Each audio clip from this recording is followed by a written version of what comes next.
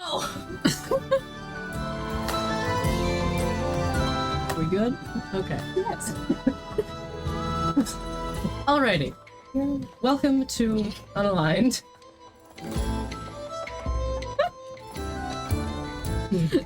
We'll figure that out later. The TTRPG stream where myself and this lovely crew of loonies play currently Dungeons and Dragons.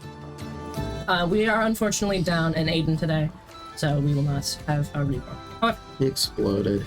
yeah, it's unfortunate. First, we have Cheney playing Neb, the Silithar Cleric of the Moon. Next, we have Anthony playing Quid. A lot of buffer time. I had to make sure I said the right one. Anthony playing Quid, the half-satyr warlock, and who is also a fledgling sorcerer. Lastly, we have Liam playing Aiden, the scale-born wizard. I am a swear. Wow. I love a real human being. On a scale of...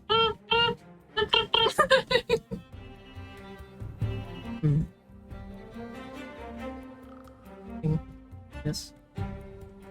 Maybe if you just had a shorter chair. Slide the foot forward and just push it back slightly. That was almost right. Ugh. Please don't spill beverages. There's so many. For jaws. Entirely too many. I think we have like 6 drinks on this table. 7. Can I have a sip? Absolutely, Liam. 7 different. We'll get into Make you it worse.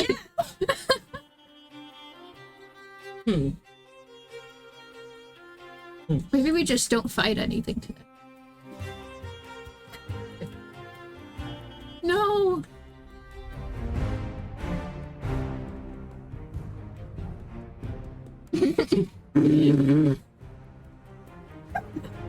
Just broke its neck.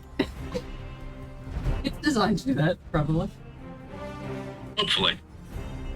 No more combat. Okay. Is they allowed to know who I am, or am I just blonde? Beware that- the blob. You have caught a glimpse of Lou, our lovely producer. Who we keep Lou hand cameo. that's Okay. who we keep looking at off screen. Yes. He's A real always boy. there. Oh!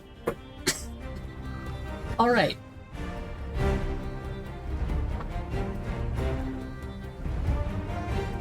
This has gone excellently so far. This is. Man, Aiden's not here one time. And we fall apart. Aiden is the string that holds us together. Aiden's the only thing holding us together. Alright. Aiden, we miss you. Oh, I should put the friend of the stream there. Friend We are truly very It just sad. happens. of the show. Okay. Alright. I don't control it. I think then, without further shenanigans, we can start the second episode of Unaligned Antiquity. I have to fix my... Last we left off, the party had journeyed from the Balkan to Luridian Hall, one of the finest arcane institutions of learning and experimentation, a wizard college, where Eden hoped to learn more about the workings of the weave and spellcasting. They arrived and met a strange new face who directed them towards the Office of Admissions, His infiltrate. There where was too much. Eden was directed towards a test, an entrance exam of sorts, while Quid also applied, but was given no such test, merely asked a battery of questions to assess current magical level and asked to pay a small fee to help fund the college. It was 50. Change peasants. Not a peasant. You're a debt-free... Yes. Goat man. Yes. Quid had recently paid off his debt to the broker, leaving him free. Though Yeah. still Yeah, still working for the bro.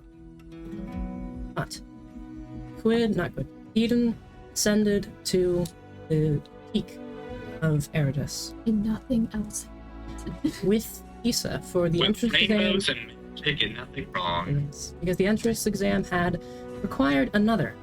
So with on reaching the peak, a elderly robed figure appeared to the both of them, and as mists encircled the trio, Issa fell into a sort of catatonic state, seemingly unable to move or react, while Eden offered a choice: sacrifice Issa and gain entrance to this arcane school, or refuse.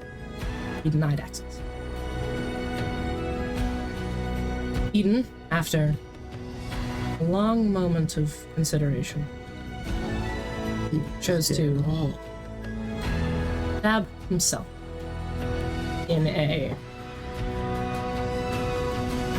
sort of act of defiance against this test, which, as it turned out, was the correct choice. As the wizard congratulated him on his strength of morals. The company of Unalyned does not endorse stabbing yourself. We did not. That's bad. I was towards the camera. But we pick up now there. No.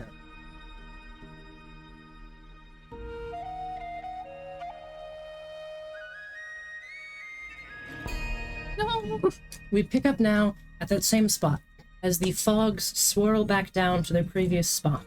This robed wizard stands waiting as that glittering cerulean doorway had opened, Eden, for you to progress through. And as Issa starts to sort of confusedly blink and gain consciousness a bit.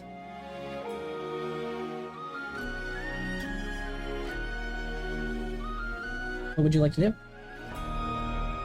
You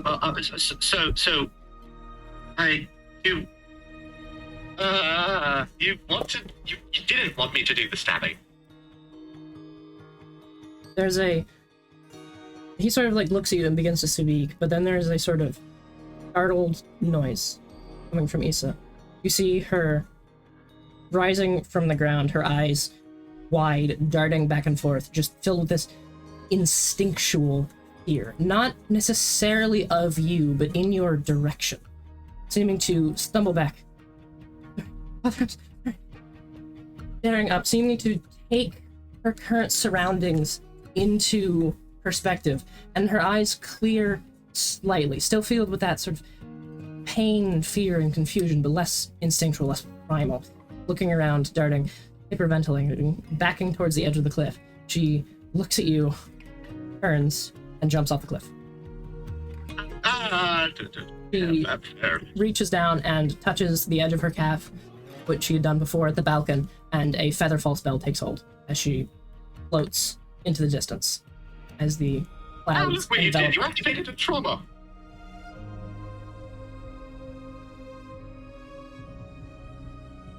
Well, that is unfortunate. It's going to be all right. How should I know? I don't. You're like the big. You're the big wig. You're the big knowledge guy.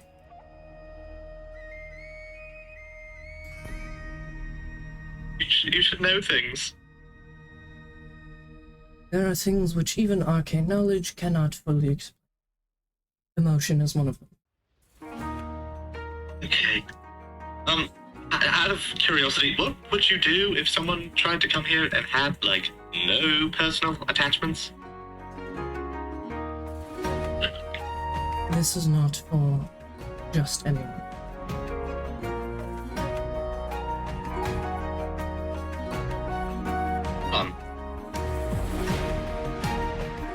Now, Ellen,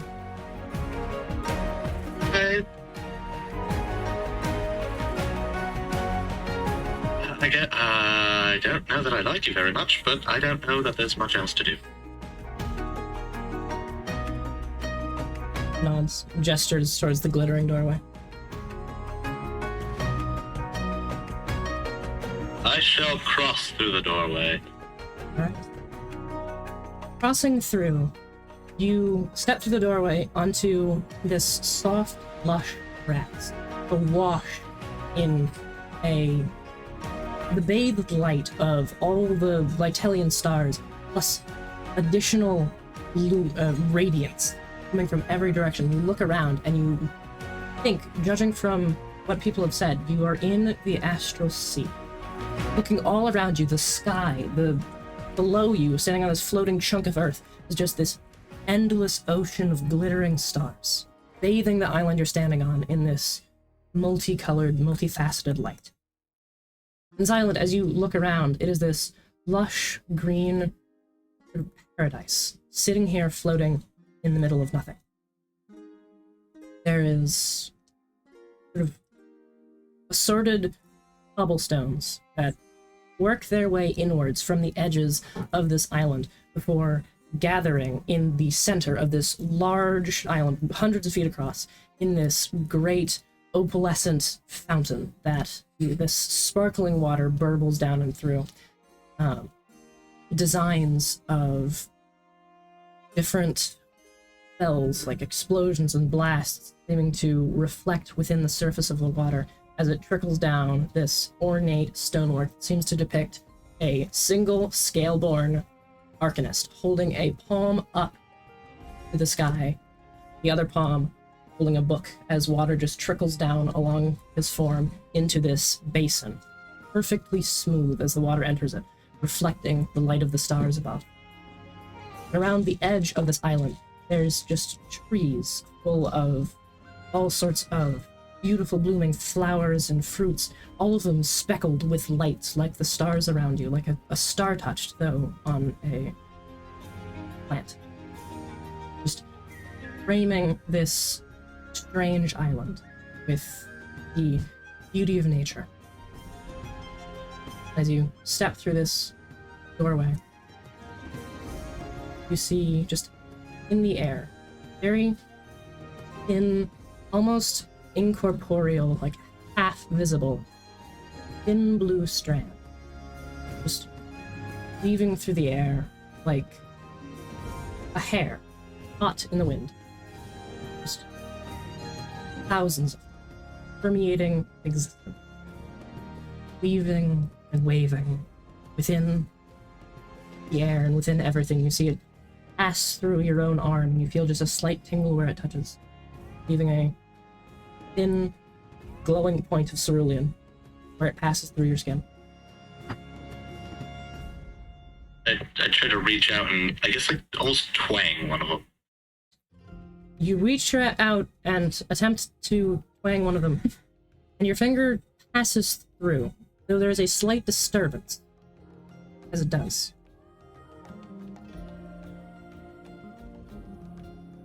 A moment later.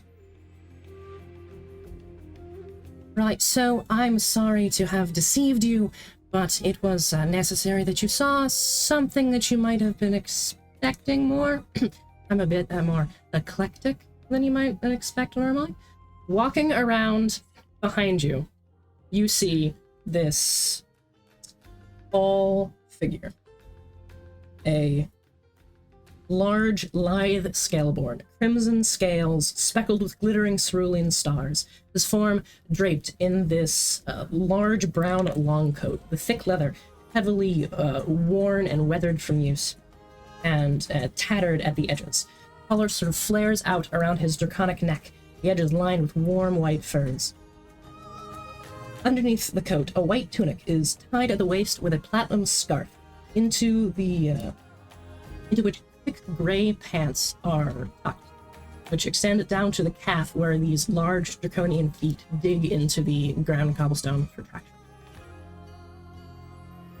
His face is this red draconic-like snout, not unlike your own, with these spikes all along the chin and jawline, going back towards the back of the head, as well as 3 major horns, one smaller on the end of the snout that sort of curls up and back, and then 2 behind each brow that sweep backwards, curling behind him.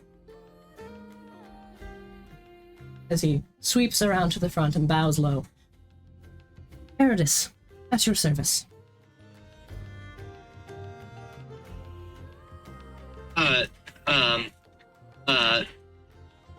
Aiden will stand there for several moments, jaw wide open. Everything, really. Mm-hmm. For kind of shrinking back a bit. So this whole establishment is your place, then? In a manner of speaking, I invented it, but it's more a thing of the people.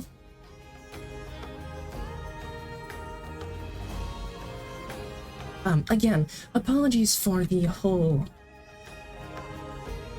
misleading thing. I had to make sure that you weren't like those that have come before you. That makes sense. Right? The willingness to sacrifice a mortal soul for your own gain is not exactly what we're looking for here at the Luridan. Seems logical, though still a bit offended. That's fair. I do hope your friend's all right. I'm sure they will be. But you're here now. First, yes, we'll start there. How much do you know of the workings of the weave? I mean, I've only recently done a bit of research. Sort of the fabric of soul reality stuff. To an extent, you're right. The weave is, and you can actually see it all around you currently, this thin, fibrous substance, this energy. However, it is currently slightly veiled to you. You see, the weave exists within the astral sea primarily, but tethered to it, not fully within it, but very nearby in the planar scheme of things. It also exists permeating every other plane as part of its connection to the astral sea. However, it is generally locked behind a veil of sorts, though less entirely than it used to be, but you'll learn all about that in history. Now,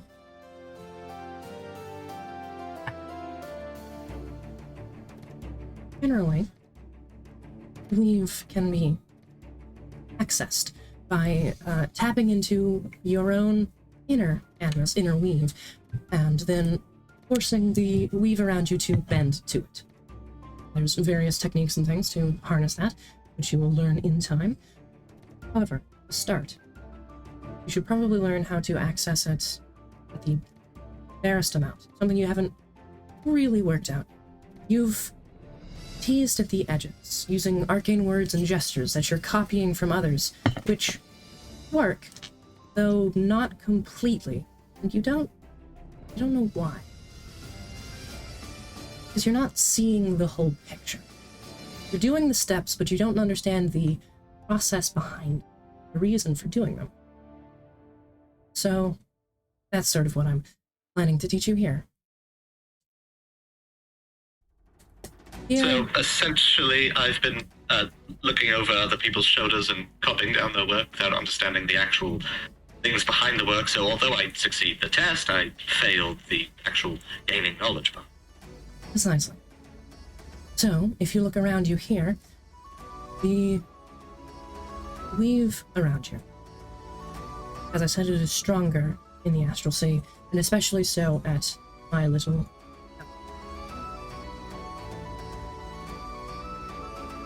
I would like you to take a drink from the fountain. I'd like to roll an insight check against that. Fair enough. Make an insight check. Drink my weird fountain water. After I told you stab your friend. Yeah. Okay, well, that's a I terrible take you to my fountain and I go, drink, drink, drink. It's a great initiation. a total of 1. Oh, So a natural 2. A natural 2. All right, excellent. I mean, yeah, this guy is a master of the arcane, someone you are looking up to immediately. You trust him. Seems That like is he's a good. true. I trusted that pale guy in the woods. He seemed pretty credible. This guy seems credible too. Exactly. The guy in the woods was fucking dope, though. He was so cool. He was. I will respectfully take a drink from the fountain. Okay. The respectfully. As you do, it's this cold, clear water that just fills you with a sense of refreshment and relaxment. Then when you open your eyes, the weave around you is brighter, more solid, and drawing close to you. Every strand seeming to gravitate towards you, passing through your scales and through to the other side, leaving thin cerulean points behind as they do, as you are swarmed by countless threads of arcane energy, passing through you and leaving all of these little marks all over your skin. And after it is done, you look at yourself and see an effect very reminiscent of star-touched individuals covering your skin. Fragments of the weave visible on your scales. And the weave remains bright for you. Liam, I would like you to go ahead and write down on your features and traits, star-touched. Oh, okay. I shall do so. Do that. So but He there. has like demon stuff and start. This is a combo. What? You're thinking. Because someone could Actually, become yeah. star-touched. Actually, yeah, I'll put it there. Right beneath Shadow Touched is Star Touched. Excellent. What a combo. Okay. I'm touched. Actually, I'm not going to finish that sentence. Yeah, that's I see where that was going. No. Eden's been touched by a lot No. of things. No, I stopped that sentence for a reason. Okay.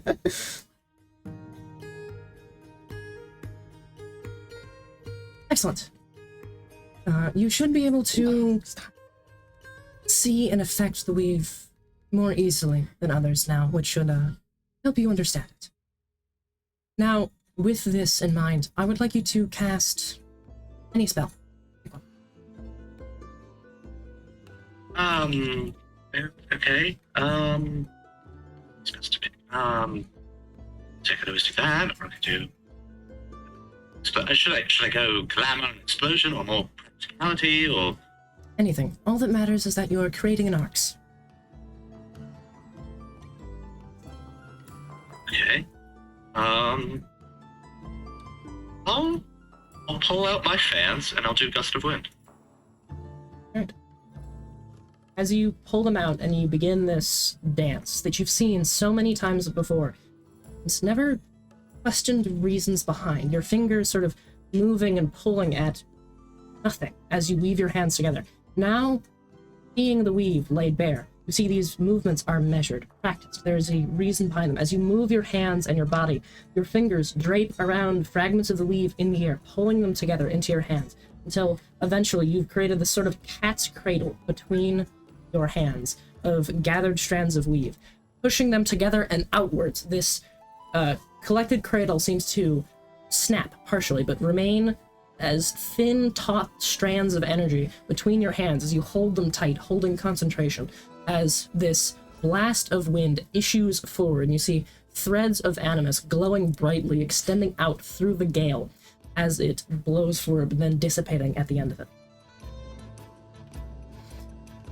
And you see, as you hold this, and does Gust of Wind have any verbal components? I think that all of my spells have verbal components. Okay. As you hold this and you chant the arcane words that you've grown so used to saying. You see, in the lapses of your speech, those thin, taut strands seem to grow thinner and threaten to snap as you hold concentration, but then as your words continue to spill forth, bolstering this connection, the weave becomes more malleable and it strengthens once again, allowing you to hold this spell static. Right, so you can see these magic words and hand motions. Those who are less aware of how the magic works likes to reduce them to silly chants and dances, but you see that they have purpose, practice, method. Every motion you do has a purpose, and you will learn in time how to create your own motions, your own weave cradles, to create any spell you imagine. This is the power of the arcane. The infinite possibility to create and imbue your imagination onto other things.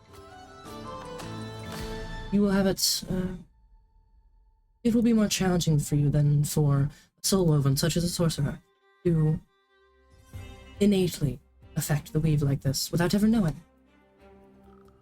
However, in your weakness lies your greatest strength, your versatility. While soul woven are limited to what their bodies are capable of producing naturally, you can learn to unlock the secrets of the arcane at its maximum. The only limit is your knowledge. And knowledge is power, is it not? Most certainly. Actually, I mean, I have a lot of questions, but I think the first one, I do have a friend who's seems to be a bit more on the sorceress side of things. Indeed. And has attempted to enroll here. Do you think he might get access to this little location? I'm afraid this is for you alone. Eden Well, of Clan Hassan. why? I don't understand. There are things at work behind the scenes. I cannot reveal more, unfortunately. Unfortunate wrinkle in these matters. More will be revealed in time.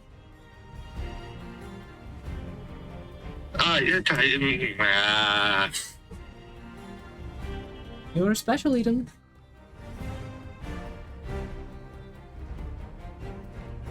Okay, so I guess then my secondary question, I'm to understand that every spell, every thing like that has oh, that makes sense, actually.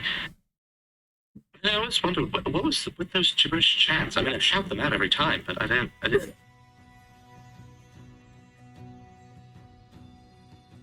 Get it.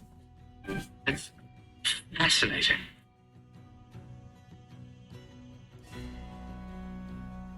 Yes, they all have a purpose and an intent, though sorcerers are often unaware, so often, I should say, of this intent. They simply innately understand to do them. You will need to learn specifically. It will take time. There are thousands of permutations, and each addition and mention of a thread of animus is one part of an arcane equation that results in an arcs or an arcane effect.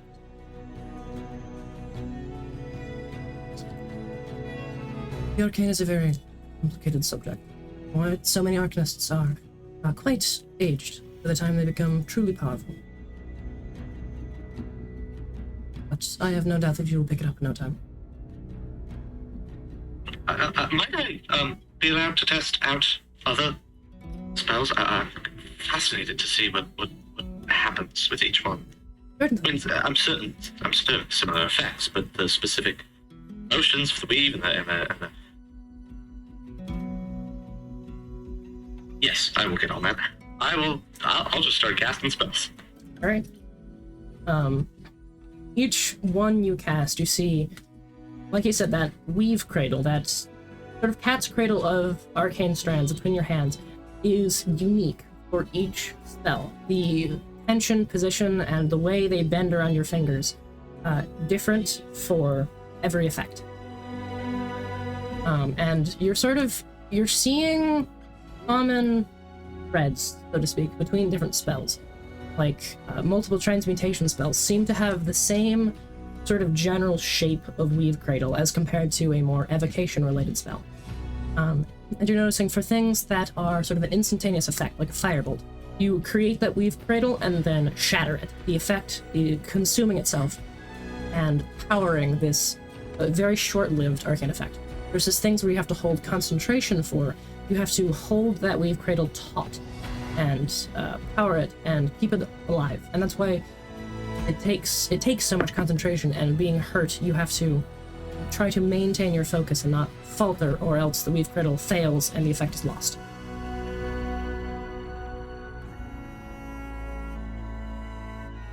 I will also test out Inflict Wounds, which I have from a different source. That is from the demon, yes? Yes. Okay. As you channel forth this Inflict Wounds, you see, just from the air, these pockets of, like, dark void appear, through which black strands of weave, this dark animus, begins to writhe around your arm and form into its own sort of weave cradle, without much knowledge of your own as you do this, forming this effect as you lash out in the air and break it.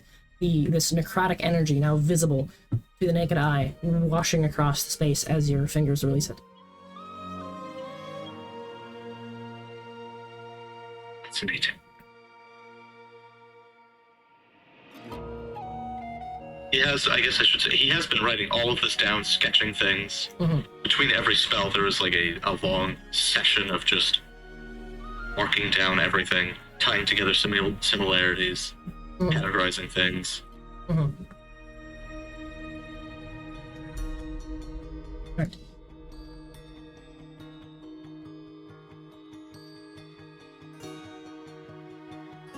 Is there a difference between spell levels? Spell levels, generally, the higher you go in spell level, the more complicated the Weave Cradle is, and the thicker the strands become. For something like a cantrip, it is very easy for you to just reach forward and affect them, and it's a very simple shape generally, and then you break it, and the effect occurs. Over the higher up levels you go, the strands become thicker, and you have to exert more energy to grasp them and twine them around your fingers. And it seems to take a toll on you, and as you're sort of this increased awareness of the weave, looking over yourself, there is just, in the center of your chest, sort of deep in, a pulsing blue glow that seems to grow stronger whenever you affect the weave around you. And judging from what you've heard, you would imagine that to be your soul.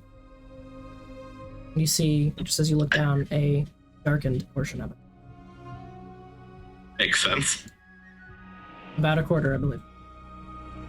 Yes.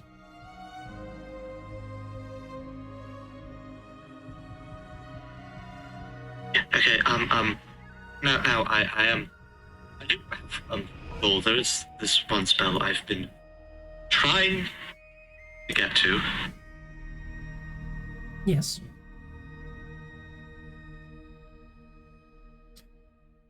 Oh.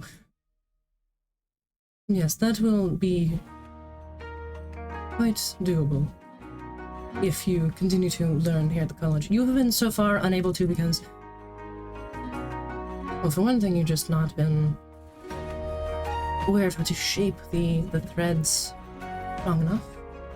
And as well, you've never seen enough of the motions and moves to memorize them fully without, with your sort of mockery style of fun. However, now, understanding how it actually works, it is just a matter of learning the motions and the words.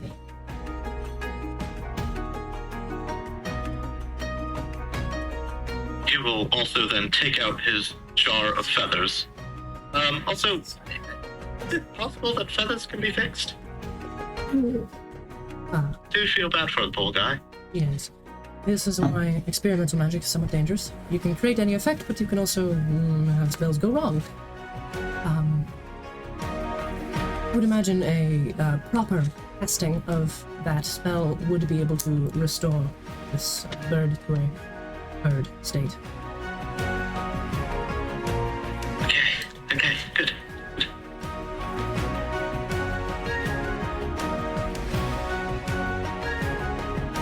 Give a pat to the jar and put it back in my cup.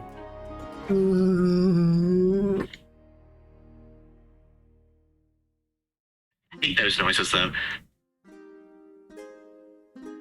Well, I believe that concludes your private lesson, I suppose. You should probably go check on your friend. Oh, also, are you, like, alive, or is this, like, some kind of ghost from the past? Like, what's the deal here?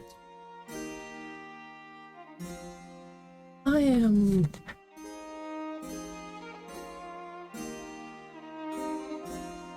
I'm alive, in a sense.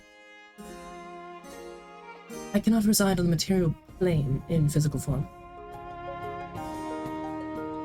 This is an astral projection of myself. My physical form is no longer. So I'm talking to a ghost. Cool. Kind of. You're talking to a soul. Well, I suppose it's the same thing. Yes, I'm talking to a ghost. I talk to way too many dead people. It's a team.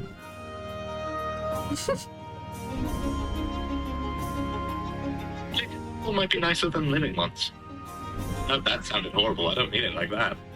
It very much depends on the living one, not the living person. I found some of them are nasty. But you should return to the material. And He will look out longingly across the fountain area. Okay. Like 5 more minutes? very well. You spend the last 5 minutes practicing more things, twanging at different strands of weaves, and I would imagine just attempting to sort of twine them around your fingers in new shapes, producing little puffs of smoke and sparks.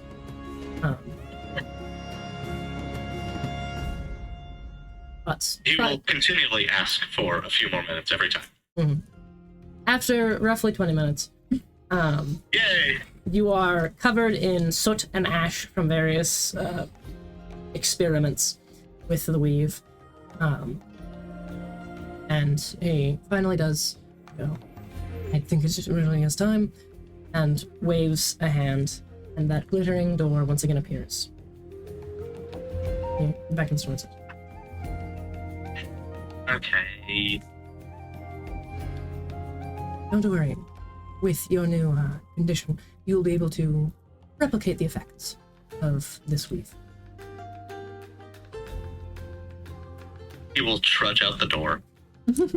As you do so, he sort of waves slowly, and then vanishes into a collection of glittering cerulean mist. Sort of fades into the stars. As the door closes behind you, and you are once again on this lofty mountaintop.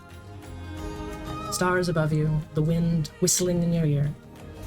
A way of clouds still blanketing the world in this lofty vantage point.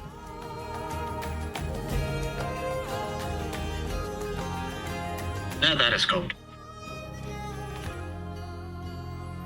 Where are you heading?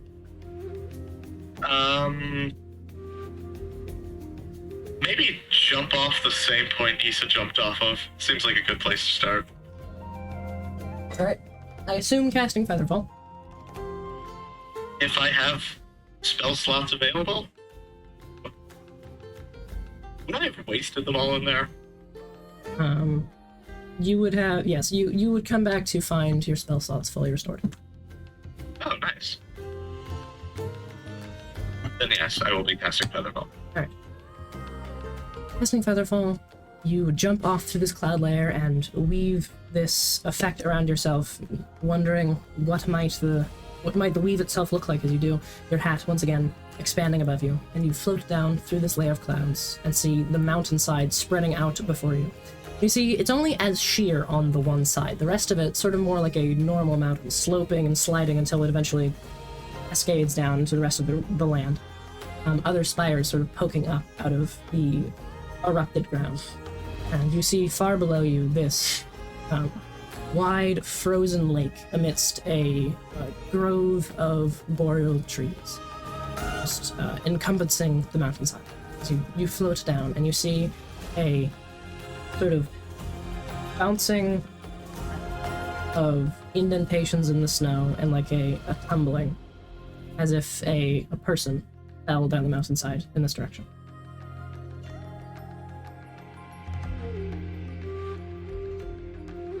Follow that track.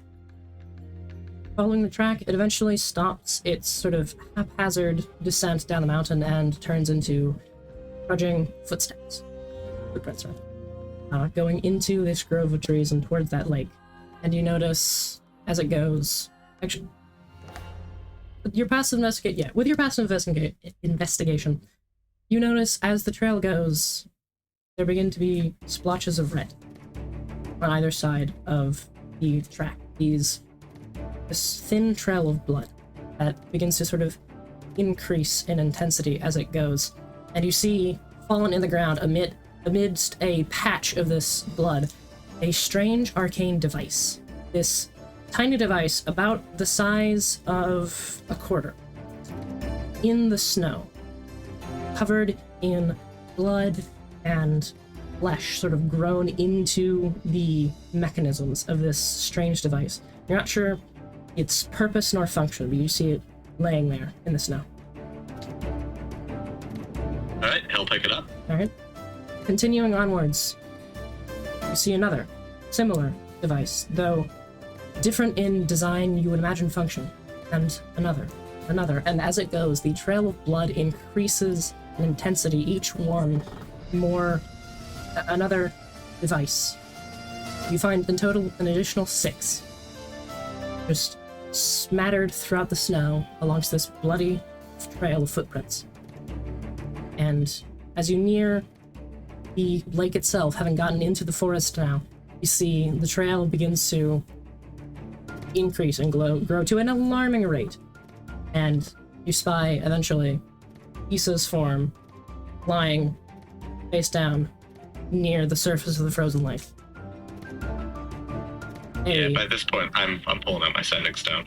Okay. You see a bloodied knife, not rather close to her right hand. And from this point, you can see several, like, bloodied spots over her form, as if something had been gouged out on that spot.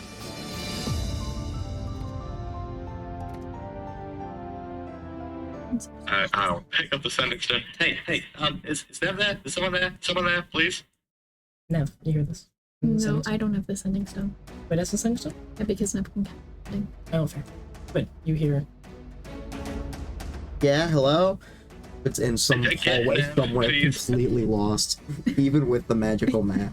I thought the 3 of them were going to the dorm. They're trying. You're still failing to use the drums. Yeah. Eric. Hello? Stone to Nev, please. Nev? I have a rock for you. Hello?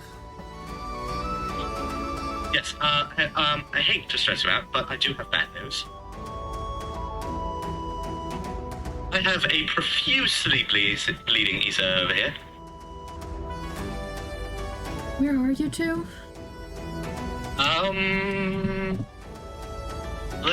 You know what? I'll send a fireball up in the sky, see if you can find it. We're inside. We're indoors right now. You're also on the other side of the mountain, Eden. We need to go around the mountain. I'm still gonna send a fireball up into the air as a We're first thing, inside. just in case somebody sees it. Okay. This roaring blast of fire. You see and hear nothing. But it does illuminate the forest around you for a moment. I think I'm on the other side of the mountain. Frozen lake. Just like, all right, we can work with that. I'll give the map to Zarzer, who's not here, and Quinn picks up Nev and just starts sprinting No, to the school. get the map. Picks up. Yeah, it's faster than Nev, so it would be faster to carry Nev. Because he's gonna start flying soon. You have Bye! That's so important. I need to practice it. I don't know how to replicate Aiden. Yeah, Quinn is hauling ass to the school looking for a window or something. I'm trying to picture this. It's like bridal style Bridal carry. style. Because I don't like Quinn didn't like ask or anything, just grabbed Nev and started running. That is the easiest one to scoop. Yeah. So, okay. Like, probably would have preferred like piggyback ride situation, but we just went for that. Okay. So you're running through this sort of like wooden hunting lodge like aesthetic, this large wooden building, and there are many like glass paned windows along the sides as you're running. Okay. And just these golden red carpets that go across the floor as you go. No, you cannot walk. Various do something in a second. glass cases that are marked with plaques and filled with exotic animals and plants and all sorts of minerals, a couple of them with artifacts just lining the walls, and a couple of them on shelves on the ceiling. Do we see where Eden started going up? Yes. Okay. Can I be running to my closest approximation of there, and then once there's nothing over me, start flying? Okay, I would like you to roll a survival check with advantage for where you had ended up with the map. With advantage because you had a map. Survival. That is 21. 21. Okay, you were actually pretty close to where the thing was. Alright, we went in a huge fucking circle. Yeah. That's what you're telling me. No. Like, you were pretty close to the doors. You're about 5 minutes walk from where the thing originally started. It's like a minute or two run. I think. Given your pick, probably a minute, I'll say. Sprinting over to where Eden left, and once you get there, going up and ascending your way up the mountain. It takes... I picture Nev's just kind of resigned to this. Yeah, they're like... I can't. You have fly? He does not have fly, but he has his 60 feet. Yeah, that he's so you're just... used to kind of get down the mountain. Okay, so you do eventually, after... Oh, no, Nev is way more pain. After like 5 total minutes, you make it to the top of the mountain. During this time, Eden, what are you doing? Pacing back and forth. Tell me if I should send out another flare, because I can do that. Maybe try to cover up some of the wounds. Can you make sure she does not bleed out? Okay, yes, I can try to do that. I will try to do that. All right. And also, is she breathing? Make a medicine check with your lack of proficiency and -2 or -1? -1. Yeah, no, I'm not a medical guy. I don't know how to check these things. Yeah. Roll in the tray. Roll in the tray. Okay, however, that was a natural 20. Ooh. Hola. Yeah. She is... Unless I had disadvantage. Why would you have disadvantage? I don't know. I'm bad at this. You don't. She is alive, though barely. It seems like the cold of the snow sort of helped to prevent blood loss to an extent. Pretty sure being colder and some of that. Muscles. Yeah. I swear, if you die, just don't. But you can sort of roll her over and see just a slight amount of breathing from the chest, though ragged and shallow. And from 7 spots over her body, on the neck, the arms, eyes and legs, just these gouge points where something was cut out of her, seemingly by herself. With your check, you're able to sort of pull out various rags and bandages and herbs and stuff the herbs that you know to be medicinal inside the gouge marks and wrap it up with gauze and tie it off and staunch most of the bleeding, you think. She is stable. I think she's not actively dying, but please get me. We get to the We're top. trying. Do I send up another fire? Could see frozen yike anywhere. You get to the top and peer over and into the clouds. Damn it. Can I get to Do I see walk? where Eden jumped? Any approximation of Make a Eden's? survival check. Eden has very distinct footprints, I'd say. Do I get to walk? Yes, but there was a lot of pacing going on in this mountain. Do I get to walk? No, Why? because I'm about to jump off the mountain. What? 750. Yeah, with those words, you find where you think Eden left and make a run for it. Quid just goes off. Jump off you jump off the mountain, and the clouds rush up to meet you, falling past them. You're then able to use your wind to sort of curve your fall into the slope of the snow and sled down on your asses the slope of the mountain. I would like you both to make acrobatics or athletic checks. Of course. Well, you with disadvantage.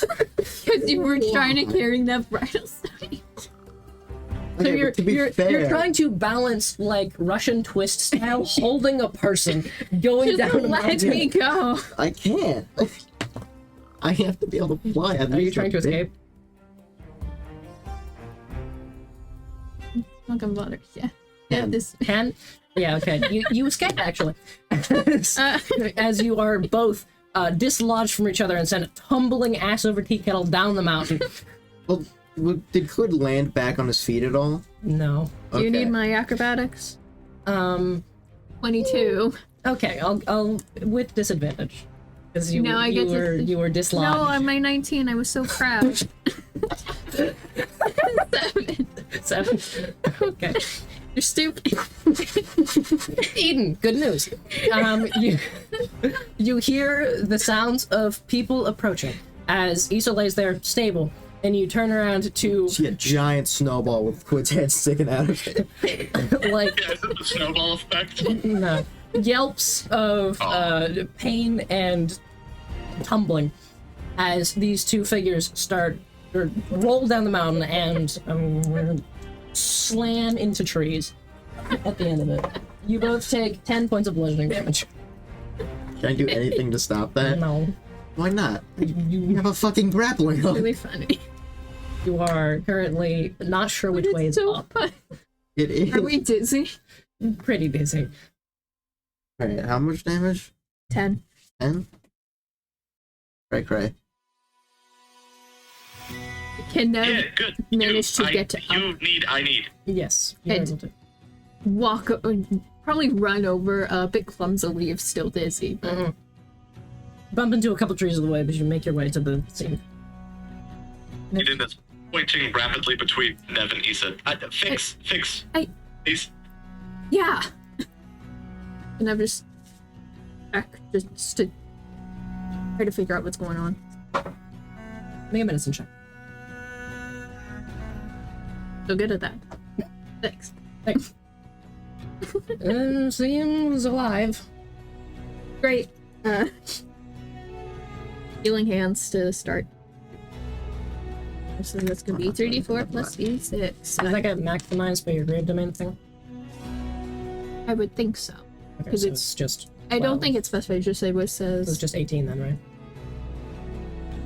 It's 3d6. You said 3d4. 3d4 plus plus 6? it plus the d6, but the d6 is from the pale crescent. That one Right, I do okay. roll. So it's 12, 12 plus 6. plus d6. Just roll the 1. Okay. Nope. 13. You still get Hold 13 on. points of healing. You see, as this magic flows through your hands and into Issa, the wounds sort of close up a bit. And the bleeding fully stops, no longer bleeding through these hasty bandages that Aiden had made. And the breathing deepens. less shallow and less ragged. I'm just push the mask up a bit and just shake Issa's shoulder really gently. Issa. Issa. Yes.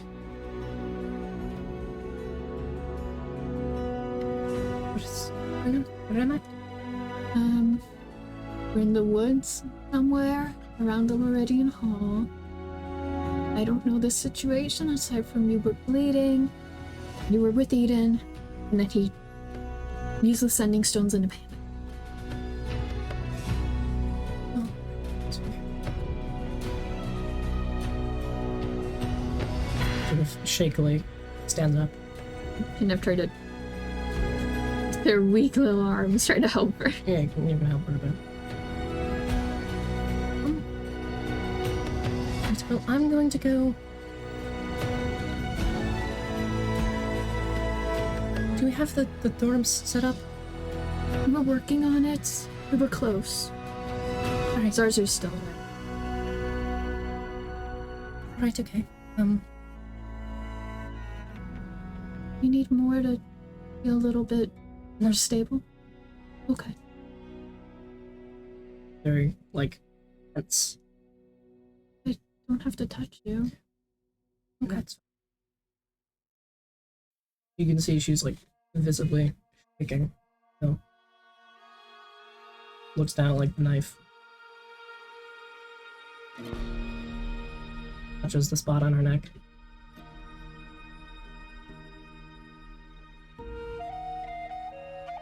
Okay. I'm fine. And just walks off in the direction Insight of check. the literally. No, she's not fine. Oh, this might be relevant. I found a bunch of these laying in the snow as I'm in my way. Put out I a pull up hand. the strange devices. 7 of them, right? 7? Yep. 7 total. I've put out a hand. So just these like blood and like bits of muscle intertwined with this mechanized arcane device. This collection of them. I'm gonna get out of the crater he's in. Kind of shuffle over now. Uh-huh. Would never be able to put together because was it around Nev when Eden and Squid had both like run off and she was like mentioned about the being able to track people down and Angeron doing stuff? Yeah, she'd mentioned it a couple times around you.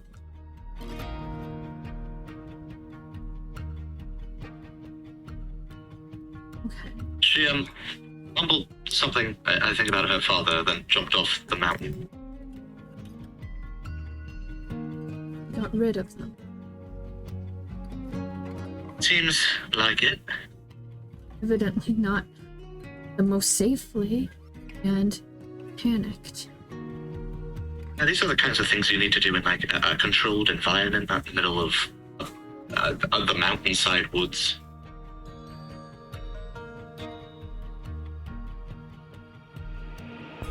Eden, what happened up there? Okay, well. And he's also we going should to go give an after entire her. recap. Can we start walking? You can walk and talk back Yes. towards the direction. You do see like the now running form of Issa heading back towards. Yes.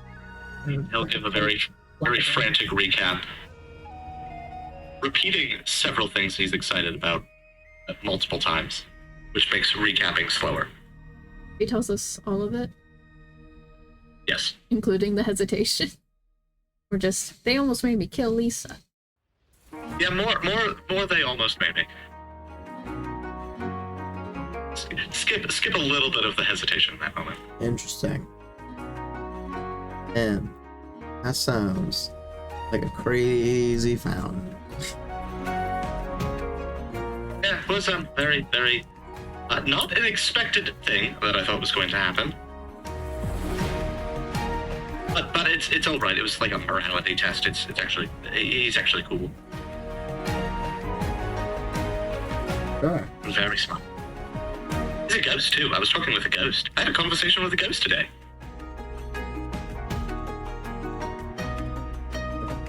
The list of undead we're talking to.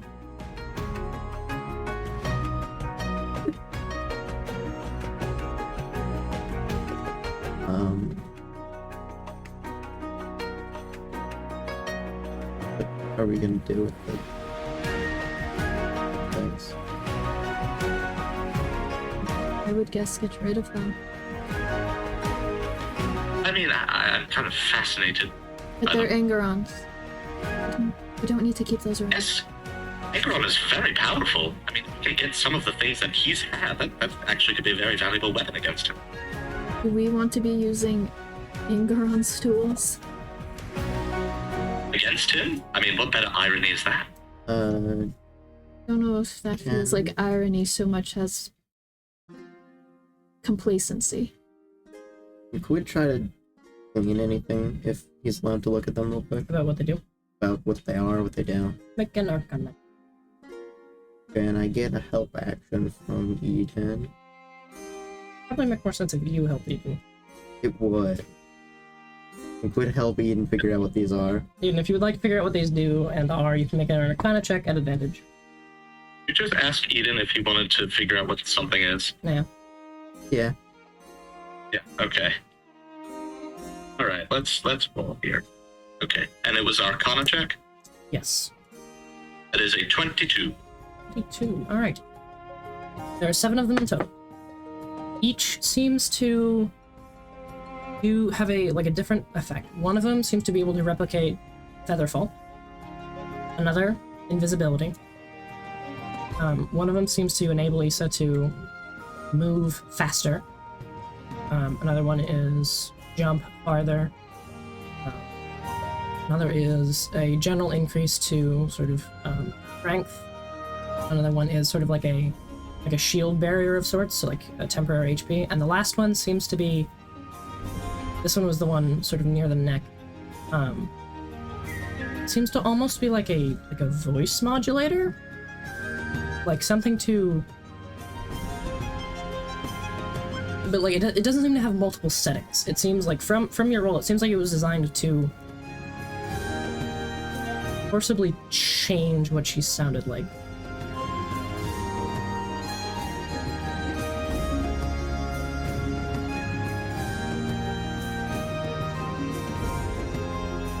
This is a weird question, but can we kind of hold it up to his neck and try to speak? And see if that does anything? No. Okay.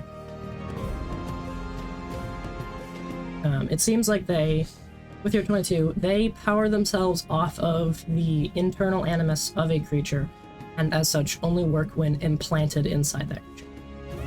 Huh. Gross. So are we getting rid of these? There's Featherfall, Invisibility, Shield, Voice Modulator, Strength, Long Jump. What was the other one? Speed. Speed. Okay.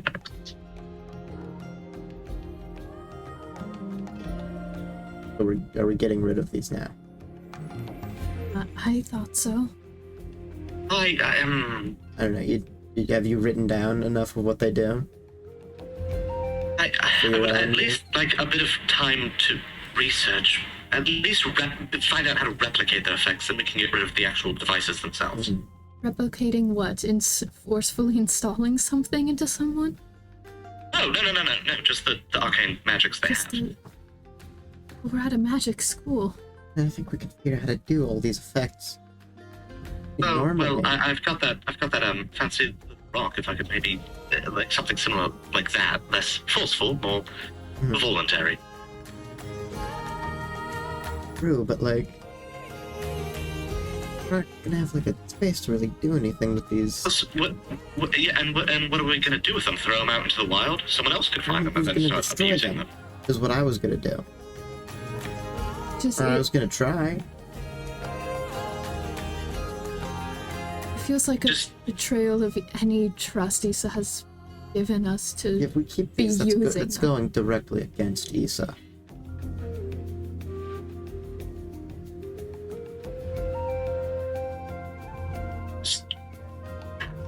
But we have access.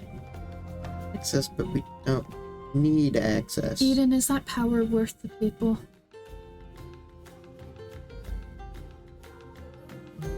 I'm not gonna install it in anybody. Okay, Can but Nev start to walk hurts. ahead? It hurts Issa if we have them, though. Can Nev start to walk ahead of Eden? Mhm. Like, with some distance. I will leave them in the hands of Quid.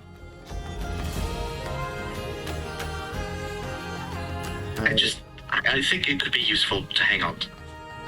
I'm not really shown to have the best judgment, so. Anyone just like watching Quid right now? Besides Eden? Is Eden watching Quid still? I mean, I feel like we're moving on. So, Nev is walking ahead and probably Mhm. trying to, now that we're approaching civilization again, trying to get the mask back. Adjusting the layers. Fair enough. What you doing with them? Quid just... He's just holding all of them in his hand, but he's put a soul coin in with them and is contemplating doing something to destroy them here. Mm-hmm.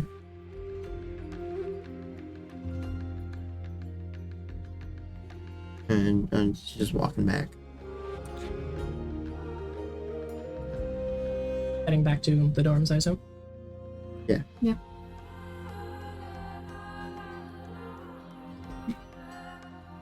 Do we need to... I rolled it anyways. Did you I roll? rolled it at advantage, but I'm gonna take the lower one because I've decided. 10? Can I roll survival? Yeah, you're able to find your way back to the dorms. What's your survival? Plus 2. As you make it back Better. to the dorms,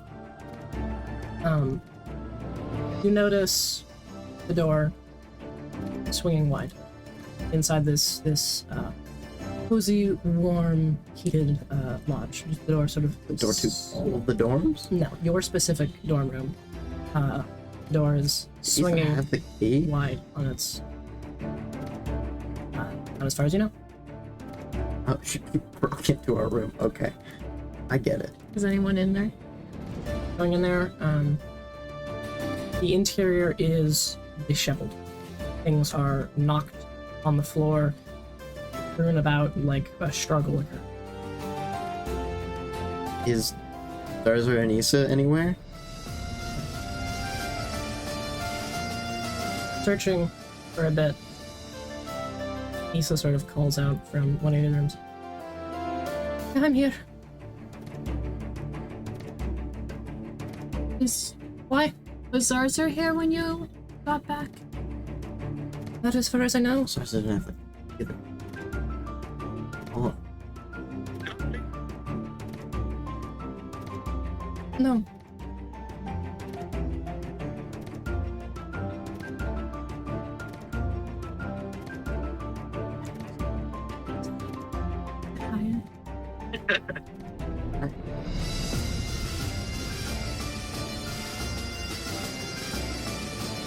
See about it.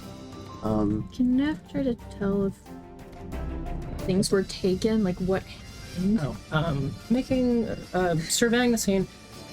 Doesn't seem like anything was taken. Yep. Ours are, maybe.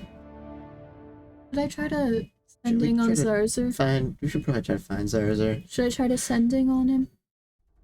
That would probably be smart. I can try to. I can try to find him using magic as well. Figure out where he is. Let me start. Okay. Um, And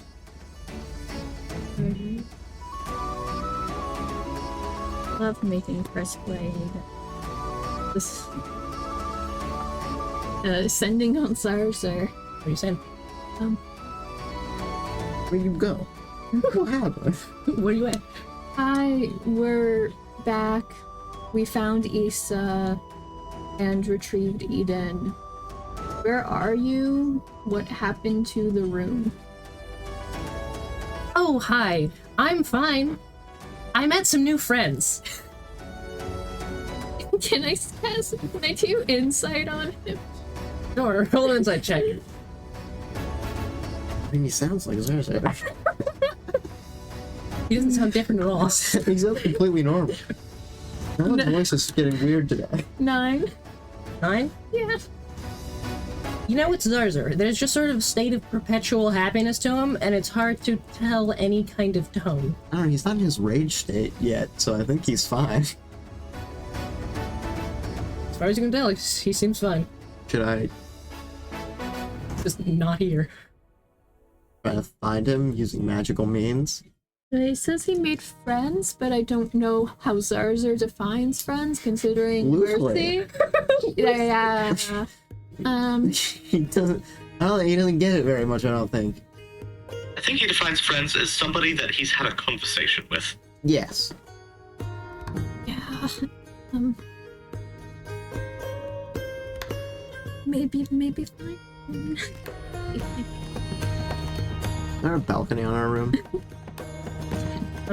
There's a sort of glass door that slides open to this large rectangular door that has a wooden fence built into it with just various sigils scraped and carved into the exterior. None glowing, seem to be like the fiddlings of an absent-minded student with various sort of chairs across this.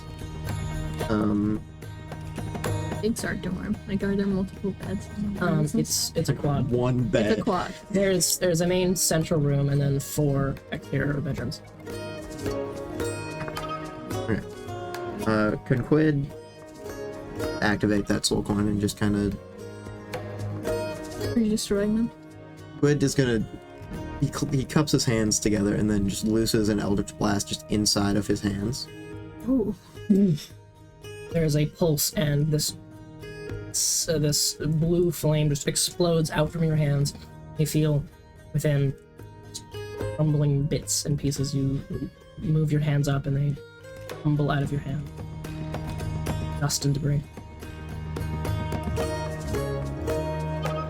All right.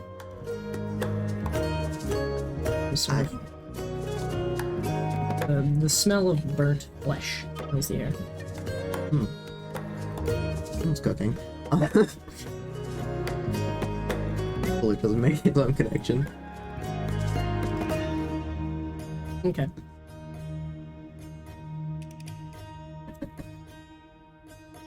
Alright, are we gonna have to go find Zarzer now? You might, do That's probably a good idea. you do your classes. Well, Apparently tomorrow, says the voice in my head. I mean, your mind? Was that what that is? Yes! But I was the dumb one. Alright. Where's Zarzer? Is there any indicator of, like, make is he getting a hazed? What's make happening? an investigation. Alright. It's like that you keep going to roll with. Right. With disadvantage on so many things, so it's kind of my natural state in investigation. I feel like you have disadvantage on so many things so often. Well, I almost always am having to roll 2 dice, so Yeah. it's my natural Well, state. you had which is good. 3 levels of exhaustion for a while, and I wonder whose fault that was. What do you get? Investigation. Mhm. I got 21. 21. Looking around. No. Can't find any hint of where they may have taken him. Damn, that's crazy. I'm gonna cast Locate Object. On? I was imagining, like, something that we knew he was holding. Or wearing. Could you do, wearing. like, his long coat? I was gonna do, like, Can you do the mid-throw in his hand? That counts as part of pain now. I don't have Locate Creature. Because I'm not part of my repertoire. Yeah, Locate He's Object. wearing a coat. We know what Zarzer wears. Unless he suddenly had a fashion home makeover what about the montage. boots? I mean, The I was boots. gonna, I think go for the boots, but it probably would make more sense to do his coat. Because, like, Zarzer had if a someone kidnapped him, makeover. they might have taken his magic boots away. But I think it's less likely for them to have, like, taken his shirt. Unless our did have the This is a makeover really montage. weird situation. Still right say now. makeover montage and not that. I don't know. I don't know if he made a choice to be slightly more naked than usual.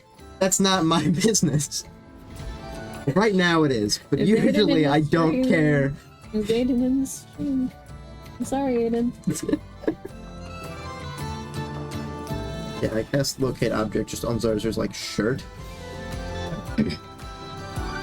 Focusing on this location divination magic, you send out that sort of spark of finding, and nothing.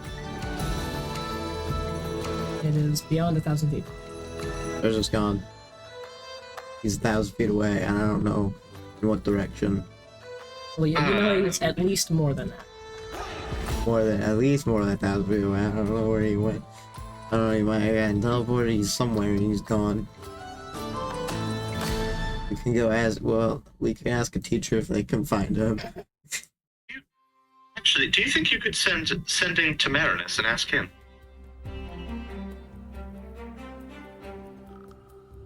I don't know. I don't know if Go. he'd tell me. He thinks we're all stupid. Well, if he's in like mortal danger, he probably would tell you. Last sending spell for the day. Okay, I'll try. Okay. Oh, you need a second. I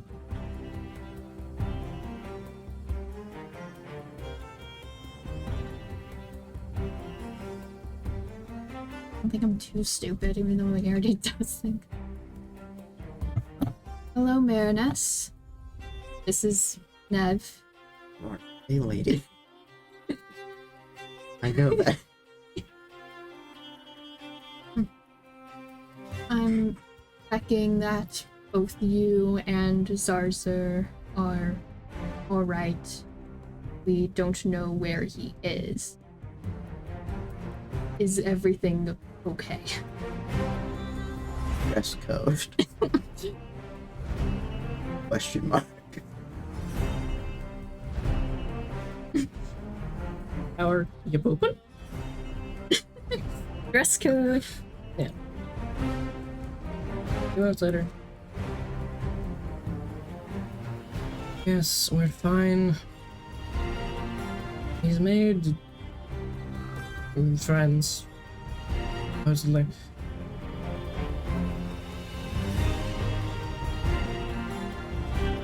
He'll be back before too long.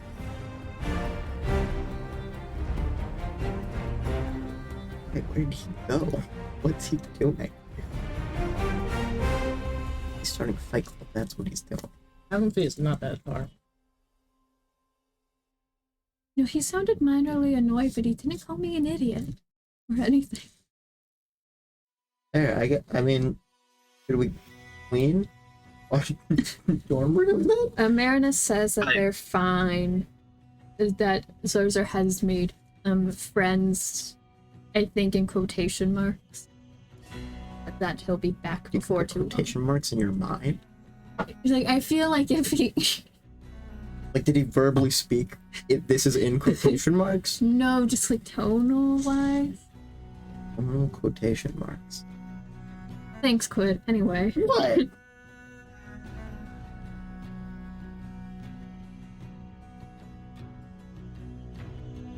We're tidying up the door. I guess we're just cleaning. Okay.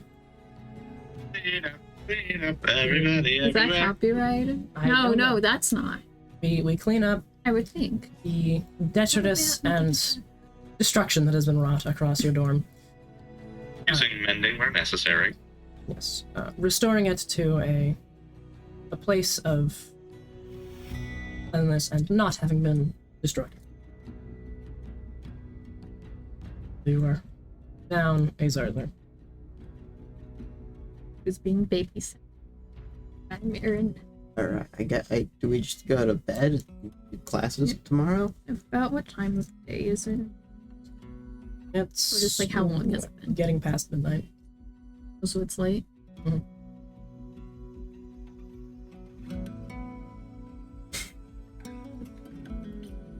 probably need bed. Should one of us check up on Issa or give her some breathing room right now? I'll be honest. I don't know that I'd like to, considering the almost stabbing incident. I don't think really I should either, because there's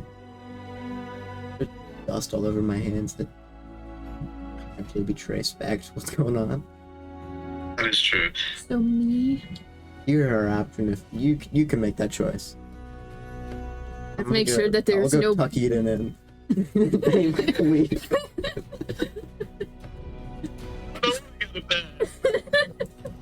But Eden, you have a big day tomorrow. Stay up all night. You have a big day tomorrow, Eden. You gotta go bed. You gotta have energy. I love the.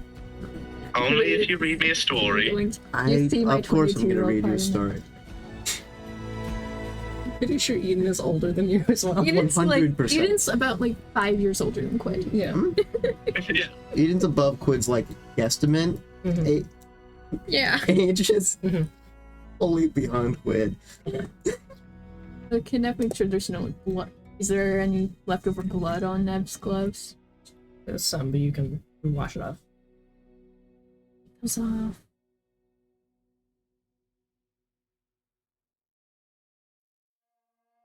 I'm just gonna go in. Get your You gloves. just go in. Wait, no. Hey! Oh! Oh yeah! Through the fucking wall. Alright. Can Nev softly knock on the door? Yes? Just checking in before the rest of us go to bed. Sure. Nev would slowly open the door. Huh? What's changed? You just buy it. Don't worry, I'm just trying to find it. Nev just Good. slowly open the door. Really open the door.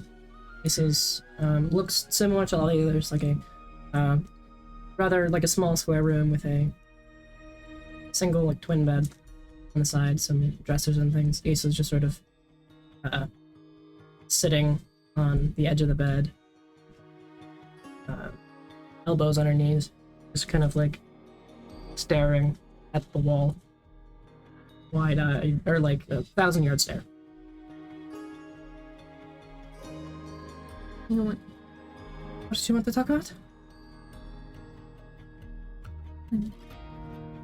Checking in on you. Whatever you want to say. Like I said, I'm fine. Lisa. You want me to check your bandages at least? Pretty sure they're fine. You can if you want to.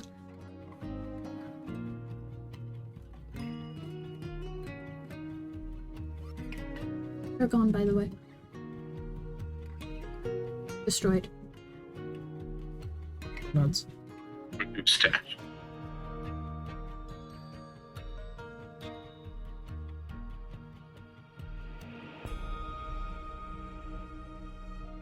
I'd imagine you have questions. I can answer them tomorrow. What? You good to go to bed? Yep. Okay. No, don't worry. It's fine. Lisa, I'm not gonna door or something if you want company or something, okay? Promise? Yes, I promise.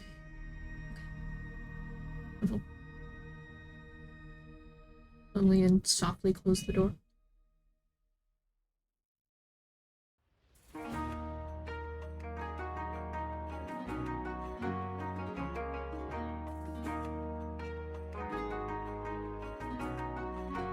Is there anything anyone else would like to accomplish before rest is taken? Well, I would have, except that poked me into bed, so I'm actually not doing anything. You I are do want to know what story is read to me, though. What story are you? 3 blind mice. Okay. It's one of the only ones Quid knows. My hair is starting growing up. And then Quid goes to bed. Okay. Kristen's gonna do wash the gloves, night prayer, the usual routine. Roll for prayer.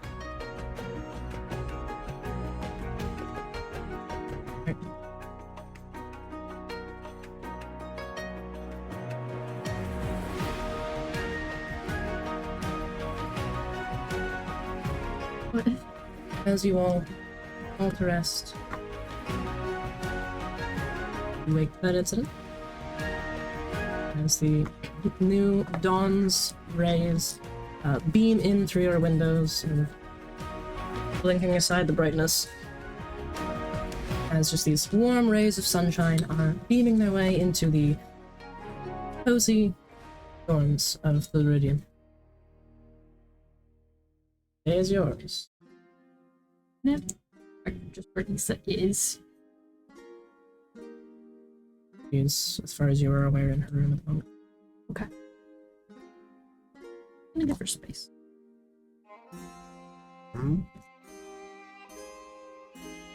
Yeah.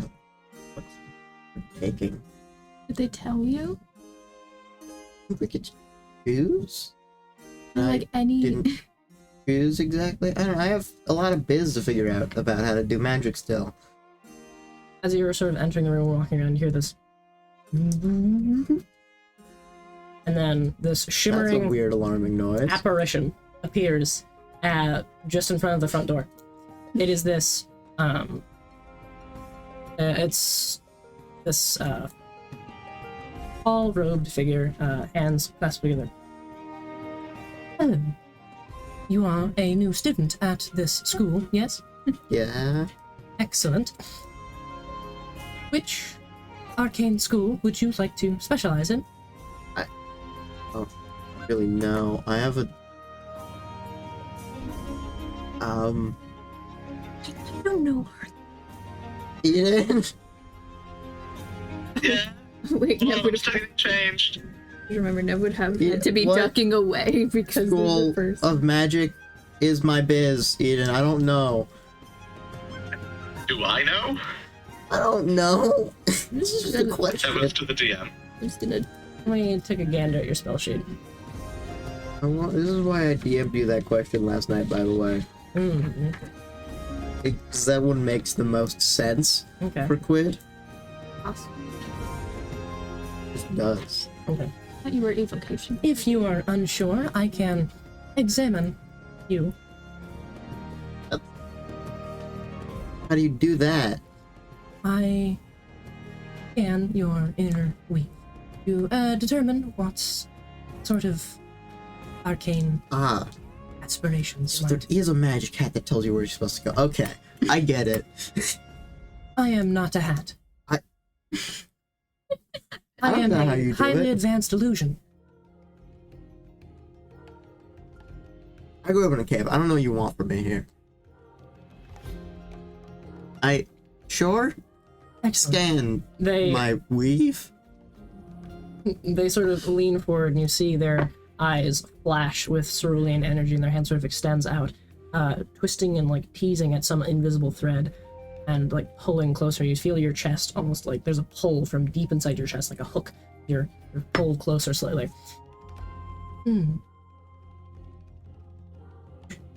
You sort of like recoil back.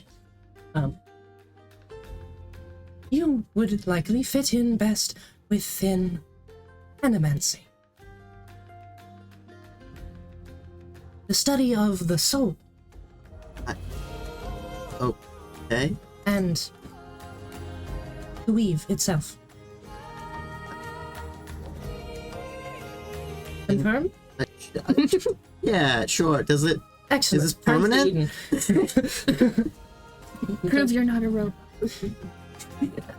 Eden of the Hasadi clan, you would like to enroll in the transmutation school of magic, yes? Yes, that would be ideal. As predicted. Excellent. You will find Algorithms.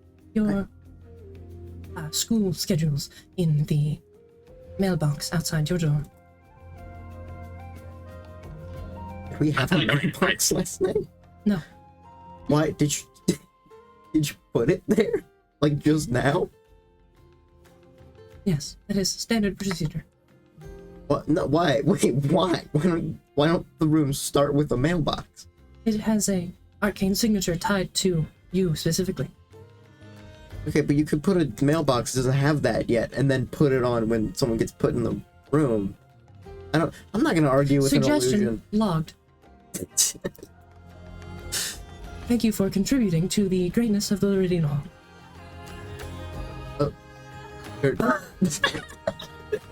Confetti! It explodes into cerulean. It's just fucking glitter. How are we gonna clean this up?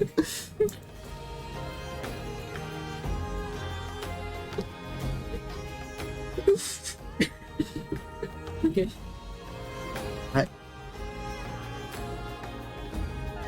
So what do you get to do all day, Nev?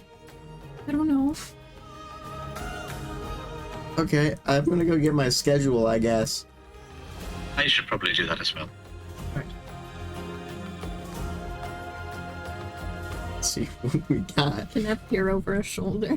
Okay. For today, you have seems like classic. You have the first one is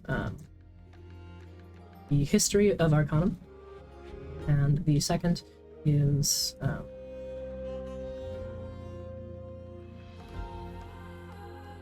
the general workings of magic. Is the title. Both of them are 101 level classes. You need to have the same classes. At the moment. Okay. Let's get going. I guess we're going. I don't know, Do you think we should bring like materials? I was gonna like gather let's bring a like materials. rucksack of like all my shit, but like Quinn goes back in his room and there's just like brief shuffling of like it's just like full like he has a staff that you don't know where it came from, and like one of the sheets is like just tied with a bunch of random shit in there. Alright, I guess we're going now. Oh, also, is Have Eden fun. still notably sparkly? Yes, the Star Touch has remained. Wow. I don't know what's up with that, but I'm leaving it alone. Survival check. I rolled a 19. Do I find my classes? Okay. Are you 21. going with Eden since you have the same classes, or are you just leaving them in the dust? I assume they're going together, but I'm gonna just continue to do this bit of Quid needing to make survival checks to find anything. That's really funny to me. Just leaving it for bye. See you after school. I have DM'd you the effects of being Star Touch. Okay, cool beans. Why can't we all know the effects of being Star Touch? Fancy secret. Place that likes not telling you things. Mhm. Filthy sorcerer. What does that mean? I'm pretty sure that was Liam. Eden suddenly. It says that in character. You Suddenly, get Star Touch and you become wizard racist. that's not even how it works. Sorcerers and wizards are cool with each other. Not anymore. Filthy sorcerer. Alright, yes, you are able to find your class. It is Great. up in one level higher than you. You have to cross a collection of bridges and ladders and take a few lifts up. I would imagine Quid just kind of... if there's a lid or a ladder involved, a lift rather. You do leave Eden in the dust. His natural way of movement. Yeah. It's very natural to him now. But you eventually both make it to this large complex of different buildings set at different heights and levels. Some of them, like, there's a sort of main, like, thoroughfare platform that has various buildings and, like, general materials stores. Just for, like, basic arcane components and similar things. So we didn't have to bring our shit. as well as there's like steps down to lower areas where a classroom will hang below this massive like wooden lodge-like building, or be above or set on the side. Very eclectic setup, where it just seems like they added on things as they needed them. Terrifying. All held aloft by these massive like wooden arches that are inscribed with all sorts of sigils that seem to strengthen them and keep them from breaking. Like, without magic, none of this would work. So, you arrive at your particular this classroom, which is this, it seems to almost hover off of the main thing, this arcing wooden bridge coming off of the main thoroughfare to this floating lodge-like structure. Very, very wide wooden building. It's just arcing and then hanging in midair about 50 feet off of the main. And you're sure this is the right one? My fear of heights is not helping with this right now. This is gross. And there's just students bustling past you, holding their various things, gusts of wind and things propelling them forward as people fly past you, holding bundles of books or just strolling arms free. I guess we made it. This is where we're supposed to be, Eden. Are we sure?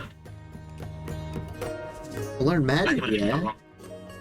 But what if we went to the wrong building? What if it's one of the other Oh, buildings? that's We what took you're the wrong saying. turn. I don't know. I can ask someone. Can I ask someone?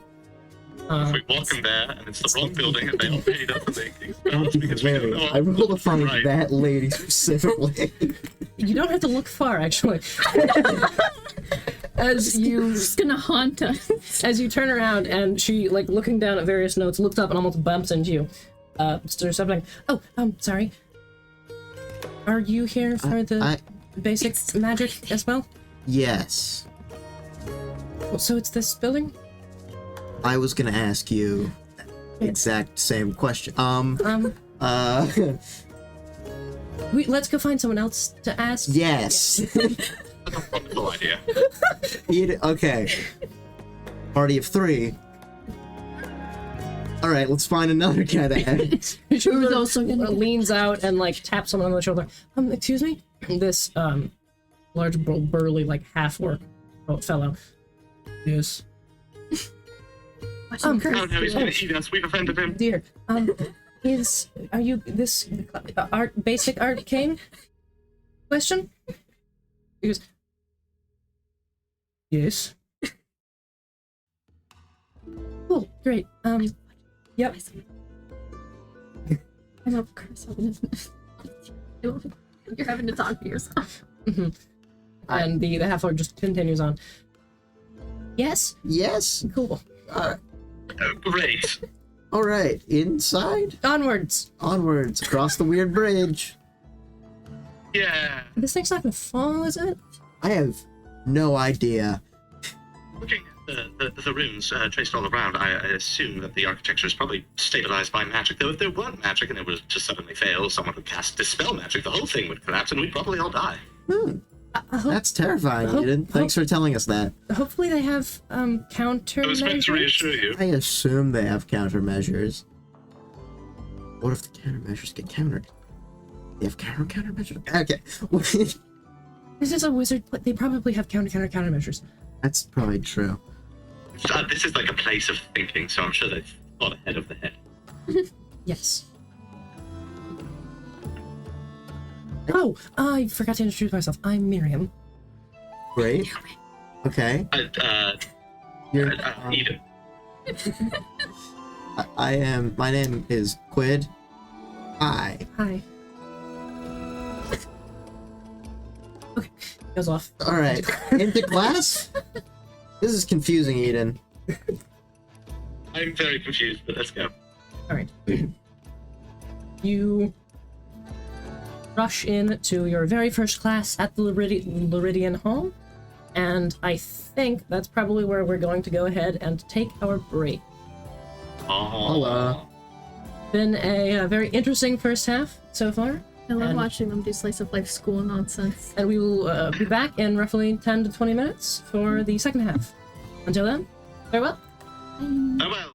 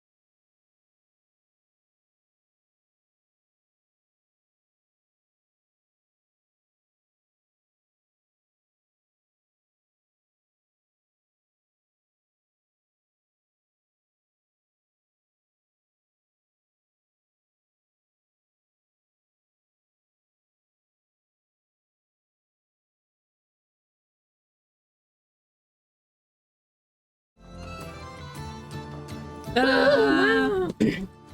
And we're back. As we enter into the first Wizard shit. class of the wizard shit.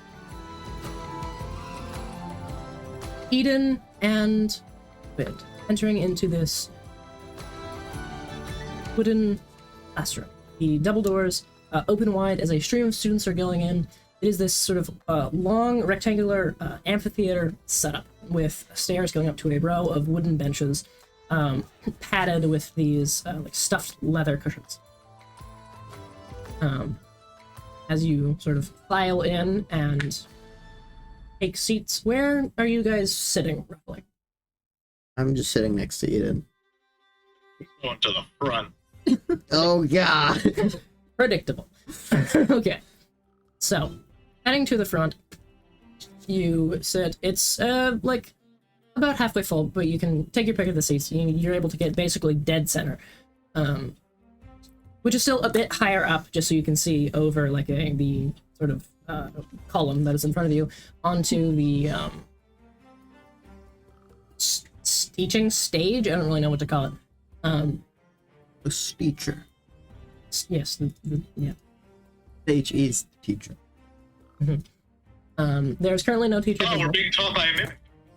Currently no teacher visible. However, there is a large, like blackboard-looking thing up on the back wall, with a bunch of sigils inscribed into the base of it, or a bunch of runes, I should say.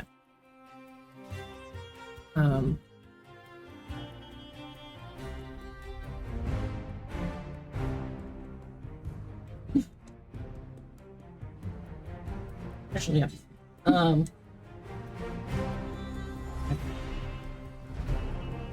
After a moment, you are able to, having taken your seats and everyone else having sort of filed in, settled down, you wait as the sort of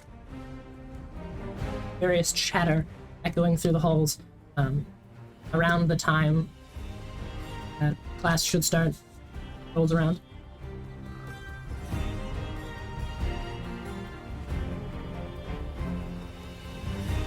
Not seeing anything.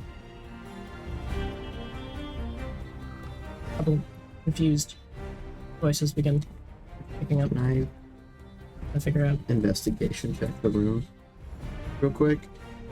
like, what do you... I'm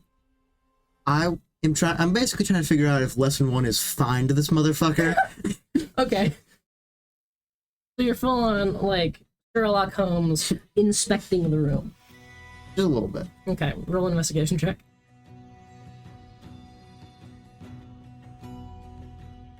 15. Unless Eden is gonna help me. 15. Yeah, he'll probably help you. The voice of Snark. That's a lot more. 24. 24. Right, you're looking around, sort of investigating around the teaching stage. A couple people pipe up, like, are you the professor? You look a bit young. I'm looking for the professor. Ah. Good. I don't know what they look like. Clues. Looking around, you begin to hear sound of approaching footsteps coming from a side door. Aha. Get to the seat, get to the seat, get to the seat. Alright, I guess I can sit back down. Oh, okay. Great. I'm Rushing- fine. No, I don't. I Oh? stand my ground. What are you doing? I don't know. You sounded disappointed when I was like, go back to the seat. I don't know what to do.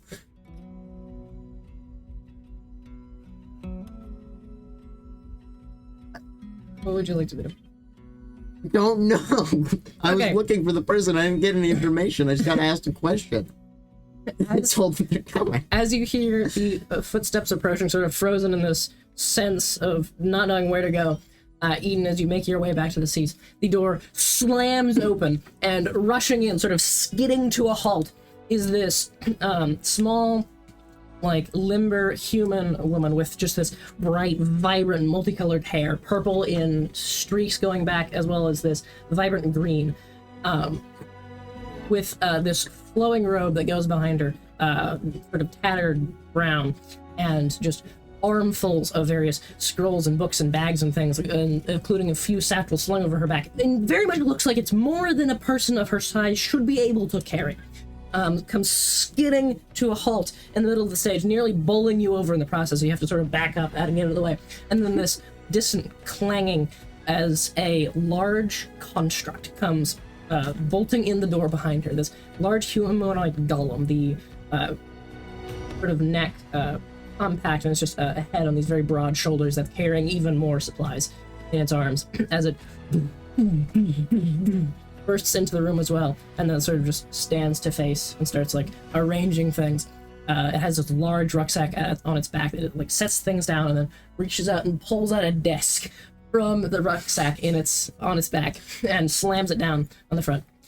I'm terribly sorry, everyone. It's running a bit late this morning. But Archibald will set up the things while I begin our introduction. Quit, there's a robot. Quit, there's a robot. So, I believe you are all here for On the stage. basics of arcana. If you're in the wrong place, pick up. Anyone? No? Great. All right. This is where we're supposed to be, right? Question? Yes? I'm whispering over quick. Supposed to be here, but I don't think I'm supposed to be on the stage, right? True. Yes, you should go sit down. I don't know how I got here. I don't know what's happening anymore. I'm gonna go sit down. So, firstly, we have... I don't have the materials yet. Okay. Firstly, we have runes. Can anyone tell me what a rune is?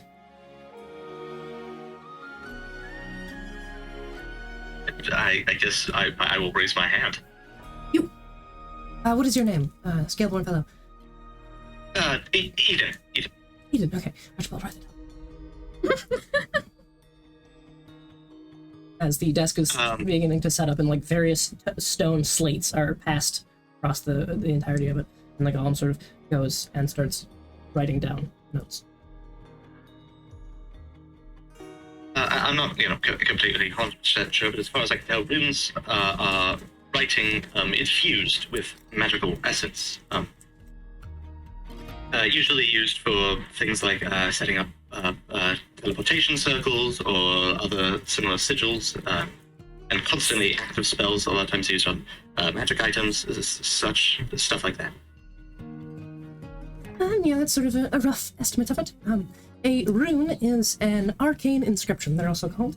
Any sort of marking that is inscribed with and charged with animus to serve some sort of magical purpose, to create an arx. Which will be further explained when I get to spellcasting. So, you have two main types of runes. You have sigils and glyphs. A sigil is the more basic type, which is consists of two parts, the vessel and the effector. Vessel is sort of modeled after our own vessels, our souls, which collect the inherent animus, also known as the weave, and store it inside the vessel. The effector is then the other part of this arcane inscription that produces whatever the arts is, whether it be keeping something aloft, or strengthening it, or producing a puff of smoke. So then you have, and sigils are continuous. If they have animus within their vessels, they will output it through their effectors, creating their arts. However, if they lack such animus, then they cannot put anything forward. Everything making sense so far, everyone? General, send, us, bathroom. Good. Alright. So, the second edition, or the second kind of rune is more advanced, a glyph. Glyphs are similar to sigils in that they have the vessels and the effectors, however, they also have a detector. This will act and wait until a certain trigger point is met, at which point whatever the arcana of the glyph is will activate, draining from its vessel. These two in concert, these two runes, can be used to create, in theory, any kinds of arcane effect. In much the same way spellcasting. It's a more permanent physical representation of a weave braid, which I will again explain in the next section. So, we have a few examples of such runes. First, a glyph of levitation. Pulls up one of these tablets. It is this purple inscribed arcane glyph that seems to like there's two sort of there's three sort of like identifiable portions to it. Now that that's been explained to you, you can sort of like tease apart which like where the three start and end, though the exact workings you're not clear on. The detector for this is an arcane phrase, which I cannot say while holding it. Could I have a volunteer? If nobody else steps up, I will step up. Seems like Quid's raising his hand. Quid slowly raises his hand. You, yes, what is your name? My name is Quid. Great, excellent. Okay. You see the golem does begin to scribe it into the book. Alright, so Quid, come up and hold this. And, one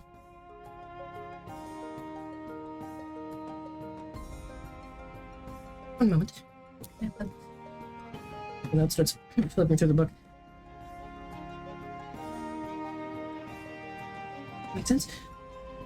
The keyword for this glyph is levitate. Makes sense. Yes. Did you say it? That's it? You just say it while holding it. That is the detector inscribed on that. Levitate. There's a pulsing of arcane energy from the tablet you're holding, and it begins to sort of pull off and then envelop you, passing into yourself, and you feel a sense of weightlessness as you lift up into the air as if you had cast a levitate spell on yourself. And then the tablet snaps, cracking in half. So, as we can see, Quid has demonstrated for us the activation of a glyph. Another important aspect of glyphs is they are often more temporary than a sigil. A sigil will last indefinitely, whereas a glyph is oftentimes single use. More advanced glyphs can be made to recharge themselves, especially if scribed onto strong enough materials. I'm getting ahead of myself. That is a more complicated endeavor. But,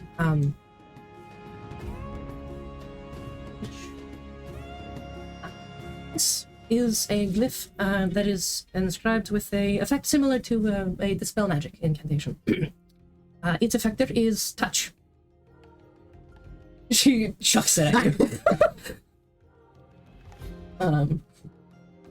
Fucking domed in the face. Yeah, it just domes you in the face. And this sudden flash of cerulean energy encapsulates you as the levitation spell is ended. Yeah, Quid just hits the ground really hard. Actually, no. The levitation spell ends, you float safely to the ground. So, Really, it's really funny if just into the... slamming onto the ground with force, but not undeterred. And so there we have the unraveling of the levitation spell, which is performed through the animus stored within the spell glyph. Now, we're going to try a bit of a hands-on exercise, as I prefer those kinds of things. Picks up another glyph and snaps at that. It sends out these little threads of cerulean, like laced with purple energy to another sack that she had that began to pull out a bunch of these blank stone slates and whisking them all towards you, one of them landing in front of each person. We're going to go ahead and try to make our own sigils based on the guidance that we will provide to you via the instructing board behind me. There's the slides. Oh, thank you. The golem just handing her one. She takes this one and just kind of chucks it behind her. Another glyph. It hits the blackboard and shatters. This explosion of like white, explosion of white energy, just white silvery, that spreads across the entire thing. That sort of shimmers and reveals a bunch of like arcane schematics, almost like instructions for scribing glyphs and sigils. So, You both have a blank slate in front of you. You may attempt to create any effect you want. You can... Basically, any sort of arcane effect you can cast, you should be able to provide the required materials for sigil. It's driving. You hear the sound of people pulling out various utensils and starting to scratch away. Do we have utensils? Yes. For those of you who are without materials, this is where it needs to be coachable. And cracks another one on the table. And a fleet of like little styluses or styli? No, stylus-like utensils, as well as some like it's like fine dust sort of rises up out of this bag, and almost like poltergeist-like knives fly at you and embed themselves in the desks in front of you next to the slate. And this like small pile of cerulean dust is just piled onto your desk. Great. So, Well, Board say. what do you say? interesting. What does the board say? The board will provide you with enough instruction to attempt to inscribe this. Basically, you can attempt to make us a glyph that can, or a sigil if it's, well, sigils are different. Make a glyph that will, one-time use, create any one of your spells or cantrips, and you must expend the spell slot when you create it. What spell are you going to do? I don't really know. I mean, I want to try to do one of my sorcerer biz. I think, 'cause I don't know. I'm having a hard time making them work right now, but I'll figure it out. Well, that's what we're here to do, figure things out. That is true. If I put a ritual spell into it, would it still have to be done as a ritual, or would it be an immediate effect via this? Which spell? Specifically right now, Magic Circle is the one I'm looking at. Magic Circle, it would have to take the 10 minutes to cast it. Okay. I assume so. I wanted to be sure, though, because that would have been cool to have. That would be so broken. That would be pretty fucking cool to have in our pocket at all time. Teleportation Circle! Boom! Yeah, no. A sufficiently advanced glyph, but not one you can make now. Magic circles, not teleportation. Time to I make know. a teleportation circle creation and put I it wish into we had a teleport. projectile launcher. Nice. Yes, Eden.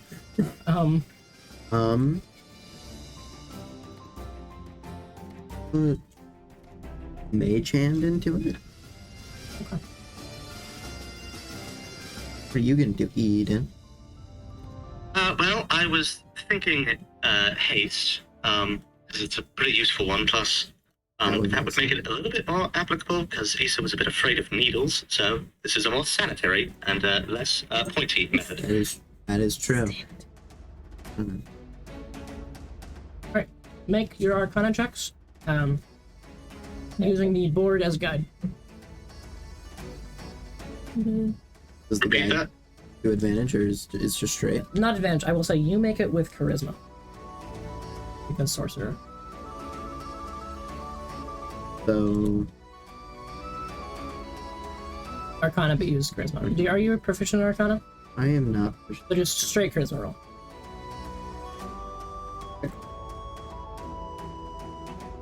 Deciding if I want to impose disadvantage on myself for this, because I did mention that Quid can't easily right now. What do you think, Cheney? I think you have a low enough bonus that it's really swinging in either way. Fair enough. And it could be interesting if it isn't immediately good at that. Why are you two laughing? I'll do it. This is Sorcerer, remember? It's fun. It's just I'm good at gonna a lot of roll things. good twice. 15. Okay, okay. And Eden? Didn't even know. 18. Okay. So, working to inscribe these effects, you are both successful. Eden, you can expend a 3rd level spell slot while you're doing this. And you both see, sort of, following the instructions of the board, you're dipping the stylus into this dust and channeling a bit of your animus into it to sort of, like, liquefy it and heat the end of it. And then dipping that into the tablet itself to then inscribe a shape, sort of looking at the thing, moving back to do what you think will produce the effect you're trying to achieve. Quid, you sort of like something just like takes it. You're not even sure what you're doing. You're just doing it as you inscribe like a shape, and when you look down, you have a shape, and you're not really sure why you picked that particular one, but you feel good about it.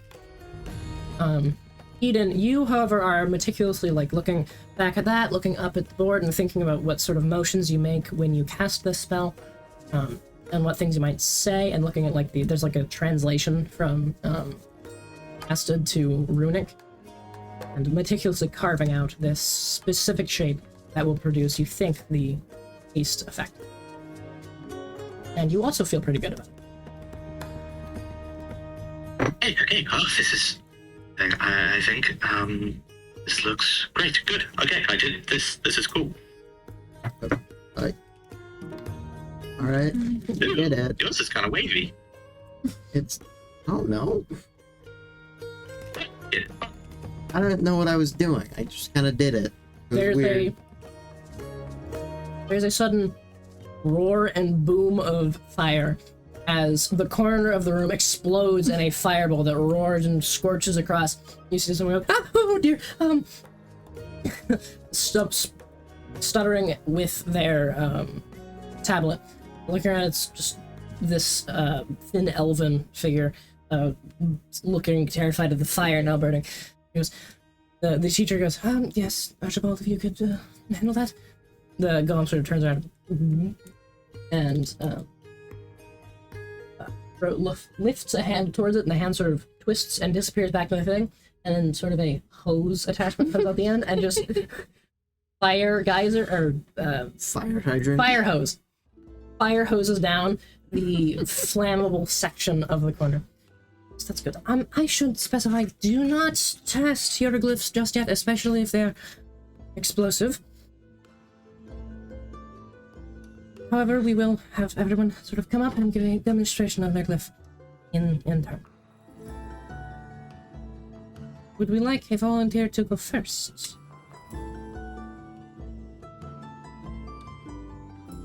I'm gonna grab Quid's hand and raise it. What the fuck? Oh, good again. Eager one, this one. I didn't... Oh, come on up. Okay, I go up. Good luck, buddy. Alright, what is your glyph intended to do? Hand? I don't know what it's called. I just Yes. learned how to do it like 3 days ago. Is it a large hand or a small hand? Hand size? Hand size. Hand size. Oh, and so likely a mage hand.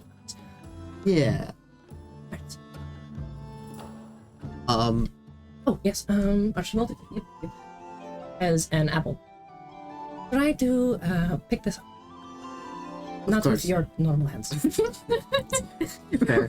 I'll go to try to activate my mage hand, and You concentrate on it, and you feel the tablet crack in your hands. And there's this shimmering effect as you look, and this spectral, shimmering hand made of sort of interwoven, gilded strands is hovering in the air at your whimmed command. two things I could do here. Hmm. One is fuck with Eden. Two is get the apple. No, I can do both. I pick the apple, I'm gonna put it on Eden's forehead. Okay. And floats over and picks up the apple. Alright, that is very good. What are you doing? Why did you happen? Just put it on like his snout. It's like impale it on one of the little horns. Exactly. Very good. You just now solely focus on the apple. Nothing else in the room matters, just the apple. Aiden is cross-eyed.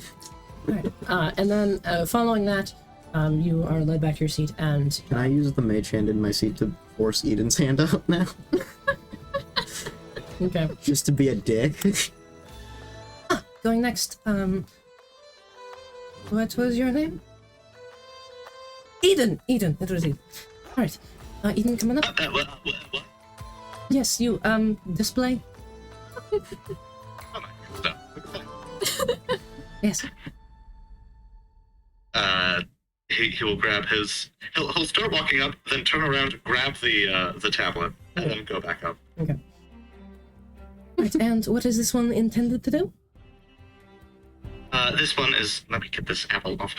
This one is meant to be haste. Haste. The haste spell. That one.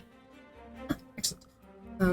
A decently sophisticated arcane.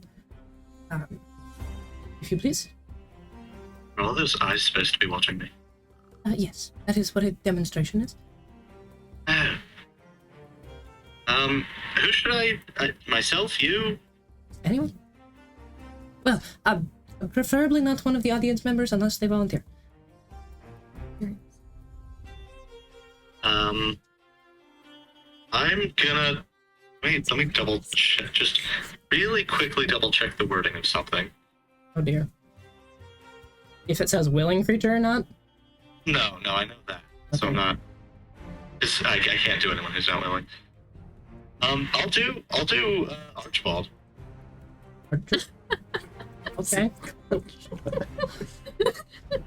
It's like, What did you make the triggering effect of your rune?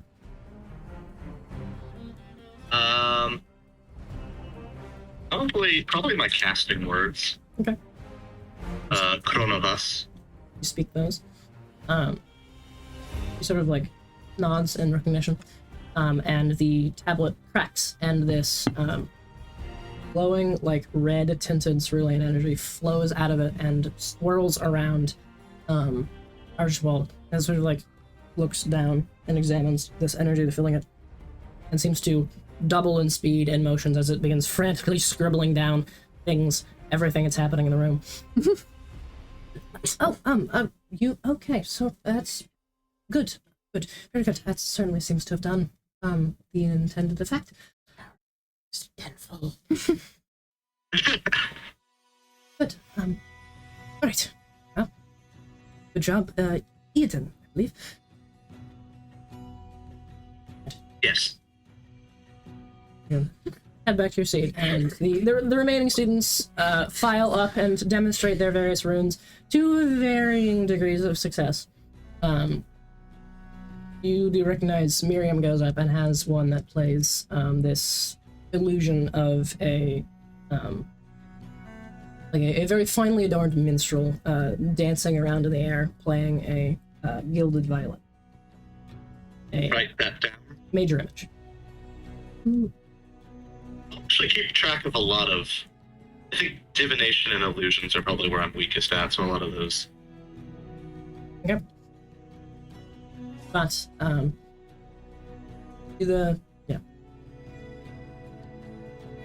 through the remainder of the class, you learn about the various aspects making the runes and sigils.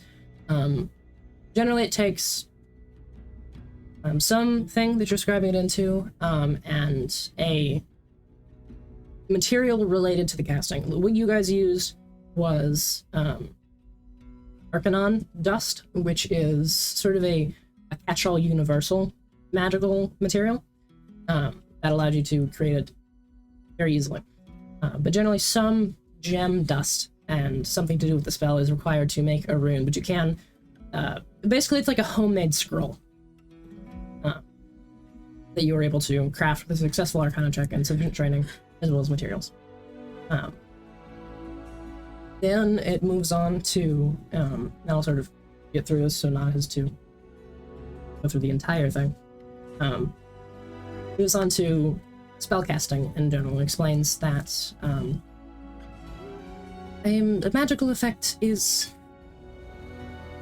known as an arcs, or the plural arxi. Basically, any sort of arcane effect that you cause to happen, such as a blast of fire or a gust of wind, is known as an art. A spell is any process to produce an art.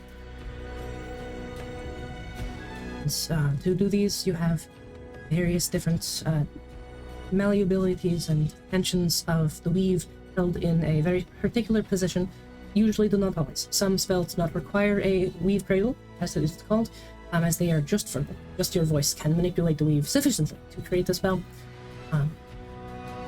But generally speaking, it is somatic components, is what the hand motions are called. That is the basics of how you create the spell. And there's, throughout all of it, illustrations on the whiteboard behind her showing various hands in different positions, different weave cradles, to create all sorts of different arts. But through the course of this, you gain a basic understanding of how spellcasting works.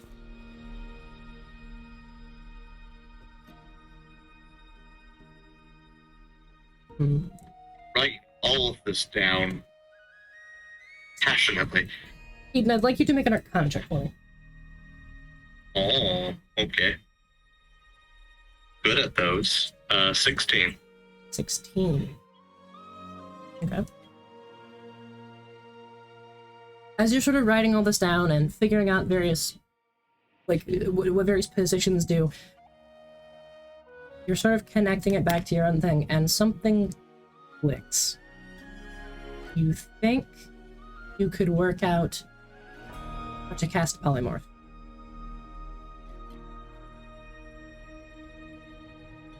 He kind of just stops mid-note taking and zones out for like a solid 5 minutes.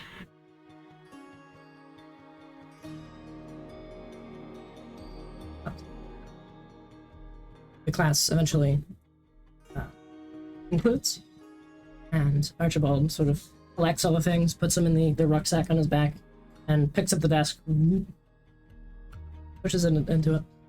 And it's only 8 feet tall. This desk shouldn't fit in that, so it is very clearly a magic bag. Collects all the things. Heads out. Right, for the first week, won't be assigning any specific homework, just practice the various arcane positions and work at the notes, try to remember things, and we will work on it more next time we meet. Very well. She backs up. The door shuts, and most of the class begins to stand up and sort of filter out. Hey, well, that happened. Survival check. Where are we going next? Okay. Eden is not gone up yet. We have another class. We gotta go. I think I can do it. What? You what? Miriam leaning fully over 2 rows. Polymorph. Oh, this is your it. Oh. What changed? Maybe I'll have to do things. Do we have time to try it right now? Probably not right now. We should get going. But when we get back, when we have time,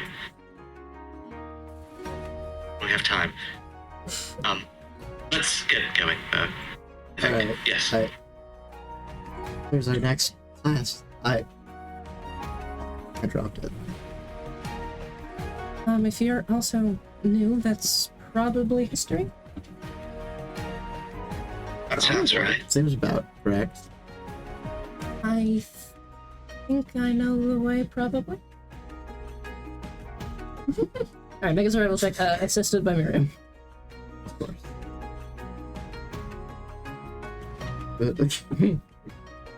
Okay. 16? One of them was a 4 and I got scared. Okay.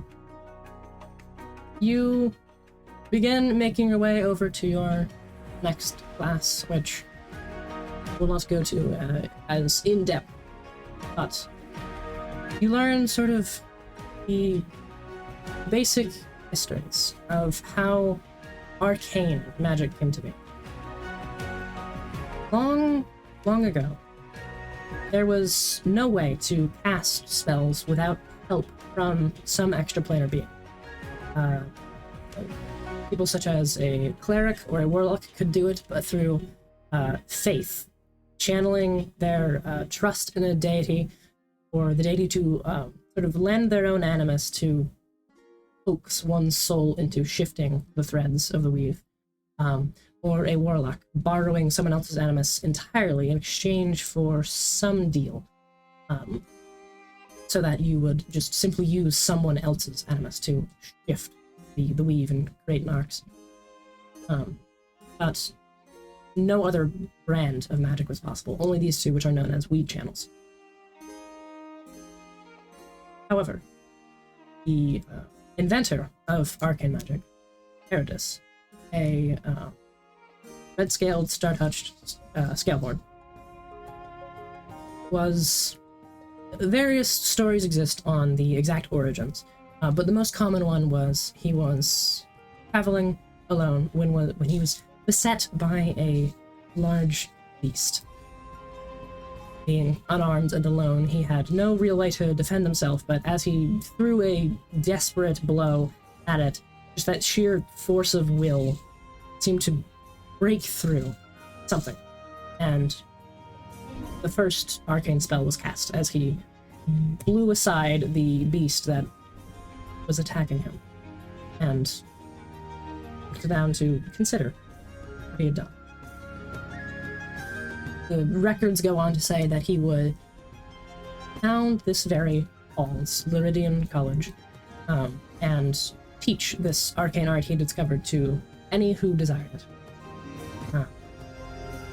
That it seems that before he had done this, there was this veil that separated the weave from the material plane. This barrier that only a extraplanar being could reach through and affect.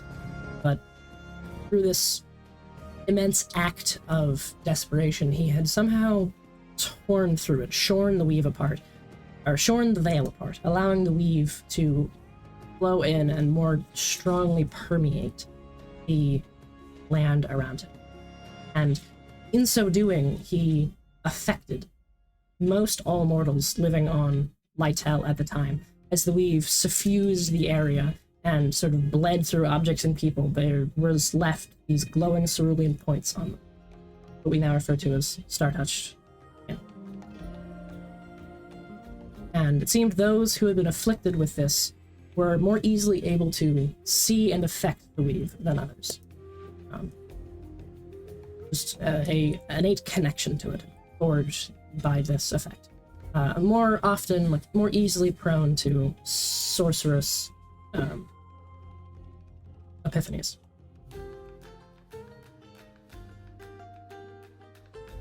And that is the extent of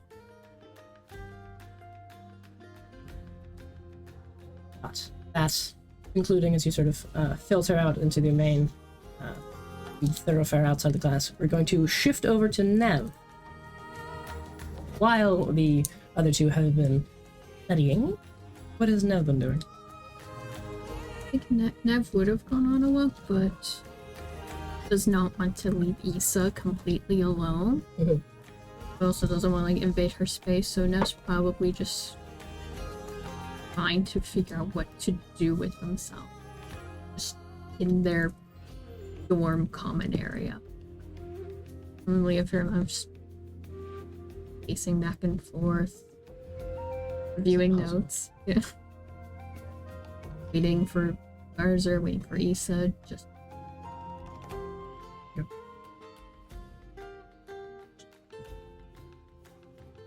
It's a while, but you eventually hear the sound of a door opening. Which one? Issa's. Sort of slowly opening it and walking out.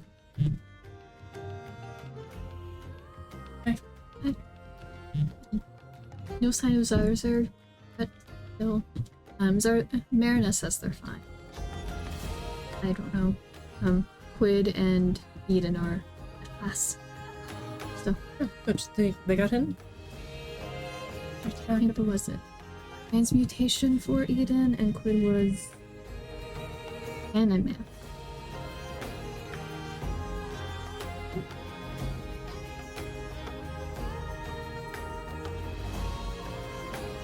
Alright, so I should probably explain to some extent what's happened.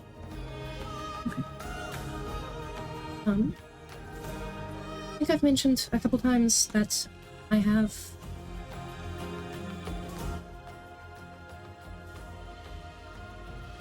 various implantations or experiments, I think I said, that let me do different things. But I got rid of them.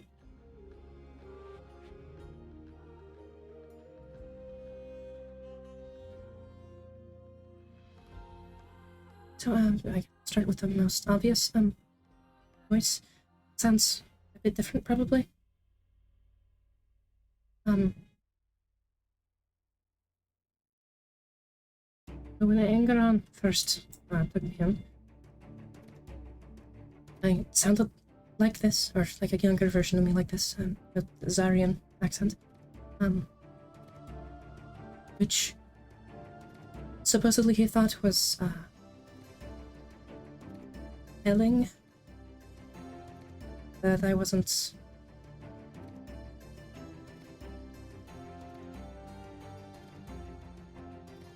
that I was from somewhere else. It sounded wrong, he said. So he changed it. But something he found more recognizable, yes.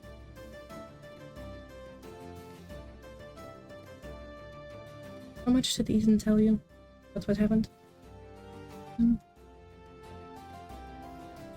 If you went up to the mountain, you were imprisoned in some way. They told him to kill you, and obviously he did not. And then he found you collapsed in the snow.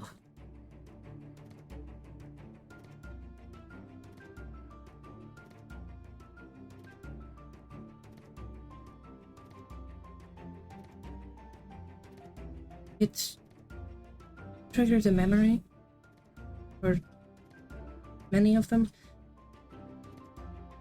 Whenever he would put these in, it was generally after I had failed in some way, and he would directly increase whatever had not been sufficient at the time. So whatever was the cause of not being able to catch someone, not being able to clear the gap across a rooftop, made it so I could jump farther. Each time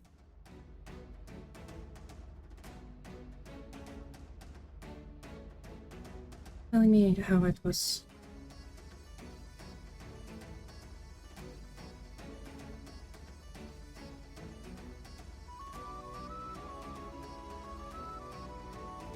that it was my fault, but that he could fix it.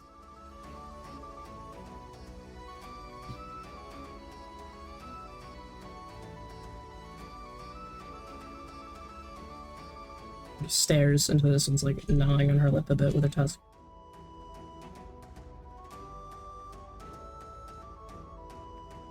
Whenever he would do that, he would magically immobilize.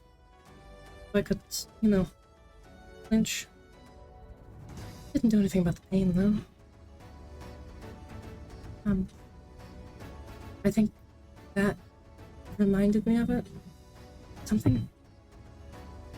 It's not Ethan's fault. Well, a bad circumstance. But I panicked a little. I don't know. I'm fine now.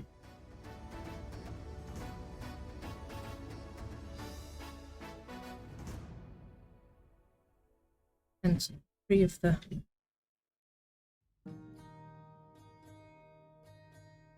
Oh, it's better. Fine. I think they're just us now. Take this voice. Thank you.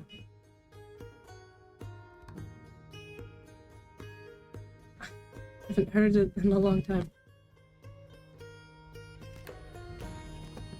So you're adjusting, I guess? Yeah, definitely. It's weird. That, yeah. Still keep forgetting you guys can kind of see my expressions now. Yeah, very, very expressive. Before you sort of always looked vaguely judgmental.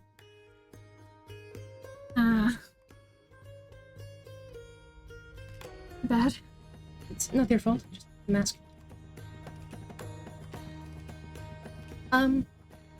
You think I'm useless? No. Ask sorcerer, he'll be more honest. No offense, Benev, but you're definitely the type to sugarcoat things. Do I need to get Zone of Truth? You believe it? Doesn't necessarily make it true. Would you be useless? I don't know, I'm not... You're not a tool, Issa, you're a person. I don't care about Aiden's ideology. Because we've established his way of thinking is wrong. His people's way of thinking is wrong. I would love for him to not be stuck in that anymore. And I don't want him to be applying that to you. I'll rephrase it then. Am I an impediment? A weak link? No. Really? What can I do now? I have a gun that I don't even want to use because it's in any sort of dangerous situation. I'm just gonna hold you guys back. So the world is screwed if I die and I'm going off and adventuring. That's... I thought the whole point of this all was that we're trying to... caring about each other. No, I just don't want to get you guys hurt because I can't do anything. And I'm worried that that's what's... now that I can't do anything. Not anything especially magical. I could punch a motherfucker, but beyond that, I'm not gonna do much. I can't. What was that? Is it just about combat usefulness? It plays a role. I don't even know what we do. It's not, but we do get attacked. And it is dangerous, and we nearly die. A lot. If I'm not able to help, then should I even be there? Yes. I want to still be, yes. I just don't want any of you to get hurt because of it.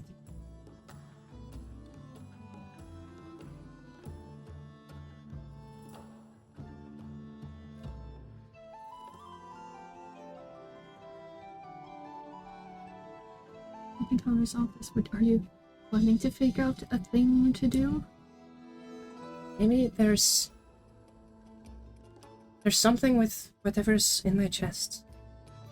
Maybe there's something there. I've been having dreams about it, I think. Red voids, red strands, blood.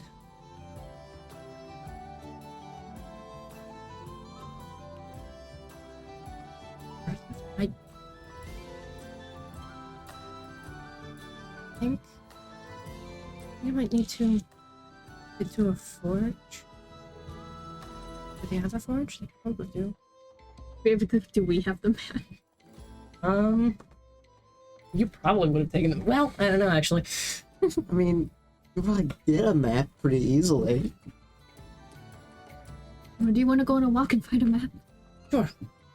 I will duck into the room and look. Right, find the mask. I feel bad. My character's insecurities are making other people insecure. I'll Okay. we have fun here.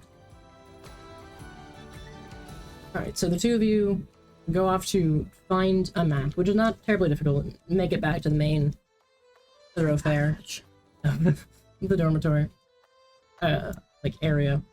I'm able to pick up another map. Make an investigation check at advantage. I feel like I'm bad at that. Can I guidance myself? Yep. Okay. Investigation? Mm-hmm. 17. 17. There does seem to be an arcane forge for forging, well, anything, but generally used for magical items. That'll probably work. What are you intending? I don't really know. I think I'll just kind of know when I get there.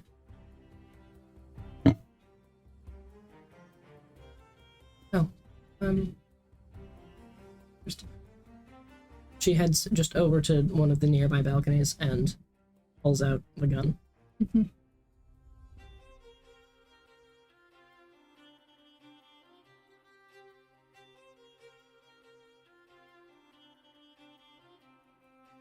I originally sworn that I was going to kill him with this. But I don't need his shit. Figured out. Go fuck yourself. Throws the gun off the ledge. I want the gun. Eden wants all of Issa's trauma shit. Aiden. Yeah, No. you don't need to carry the burden. I'll carry it for you. Like that part of that That's sentiment sweet. sounds nice, But the you're going approach- to let me have all the shit that makes you feel bad about yourself. The approach is bad. That sentiment alone is I nice. want the physical representation of your trauma in my pocket at all times. If it helps at all, I'll bury it all in the pockets that are literally full of shit. Feels good. Better, I think. But not to be tethered Imagine.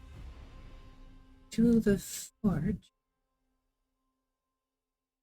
Imagine I've just kind of, well, Issa's doing her thing unless requested. I'm just kind of standing there awkwardly. Has no idea how to use it. Completely. Mm-hmm. No idea. Clueless, that's the word I was looking for. So you make your way make your way to Right now. the arcane forge. This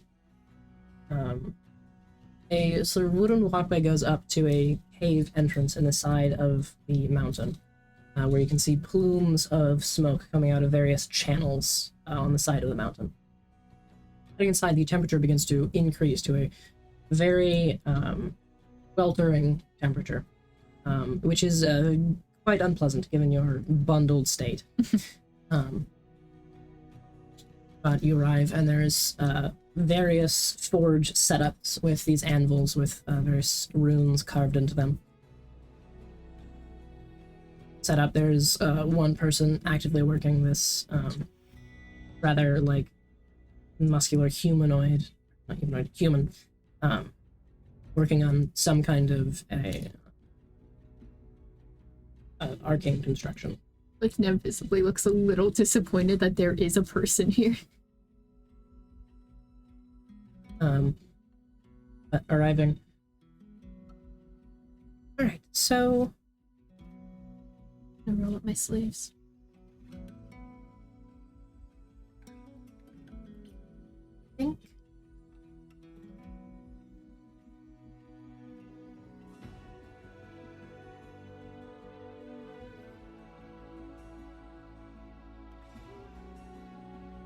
I think I might bleed a lot during this process. Is that my job?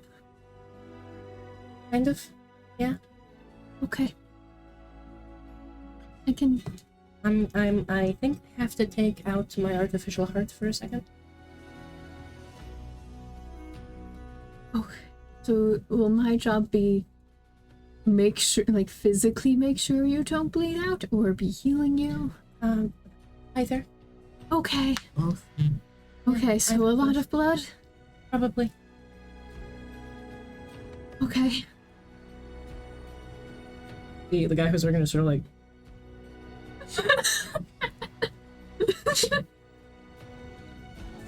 continues. I love the party being the most suspicious people everywhere. They I was just saying ominous shit in a public space and no one being able to do anything about it. Like it. He continues.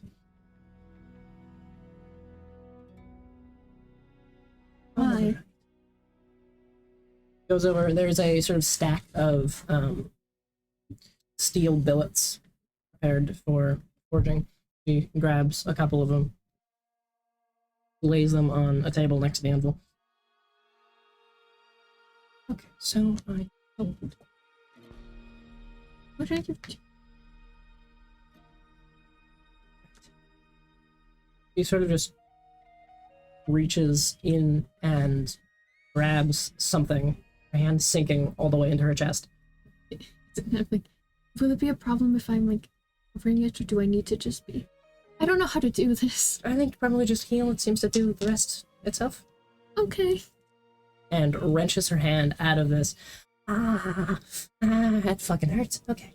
Like, I'm just ready to have a hand just like, on her shoulder for the sake of. You do see blood Right. begin to leak through the front of the shirt. He pulls out this black rhomboid cape.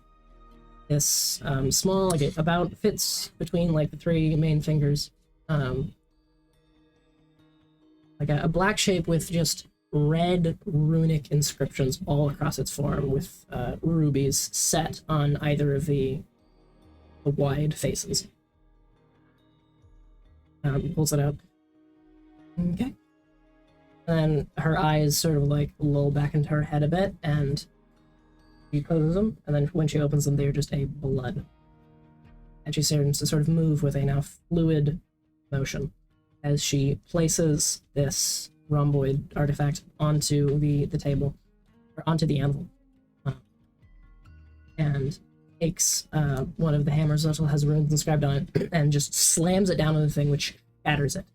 This dust spreading across the table, but she then takes the steel and spreads it across and continues striking it, and these unintelligible words start spilling out of her mouth, not in any tongue or language you have ever heard. As the dust begins to pull itself up and onto the steel as she works it into this shape, seeming to become more and more blade-like. Is Nev able to gauge when she needs to be healed? Yeah, you're able to, through usage of some spells, you're able to keep her up for the moment. Need to. I'll get how many in a second. Okay. Roll a medicine check for me. But as she continues to work this into a blade, and then once it's sort of set in its general like shape, the blade, and then the I forget what the part that inserts itself into the handle is called, but tang, yes. The tang completed, and then sets that aside on another, or actually using tongs goes and quenches that part of, and then pulls it up and sets it to fully finish cooling, and then begins working on the remaining handle, combining aspects of woodworking and polishing with metal, crafting this black onyx handle, also set in its pommel, a very rhomboid-like construction with a ruby set in the middle, and across the crossguard another rhombus, identical to the original one in the middle of this handle, and then combines the two, putting them together and having a completed forged product. This quartz sword, a onyx, like a black dark steel sword that has like Damascus marblings of like deep blood red running through it, and just these runic inscriptions all down the blade, which sort of like goes and then indents a bit towards the middle and out again. And then it has a very like pointed crossguard, as well as the smaller rhombus on the hilt that has a point to it. And in the center of the crossguard, that identical artifact now completed. She picks up the sword, takes it, and then stabs it into that place that she ripped that out of. And the sword just sinks all the way in. Not coming out the back, just sort of dissolving in. You can see as she pushes the last of it in, the blade itself seems to dissolve into blood. And it just drains Delicious. into that test cabinet. And they're like, steps back, shuddering.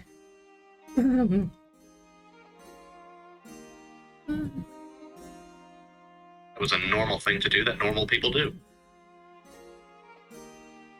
I think I'm slightly better now. The other person who is working here is sort of like, is everything all right over there? I'm just gonna give her the worst thumbs up ever. Gloves are bloody. Great. You stabbed yourself? That's not normal. Whatever. It is now. Keeps working. Alright, so, You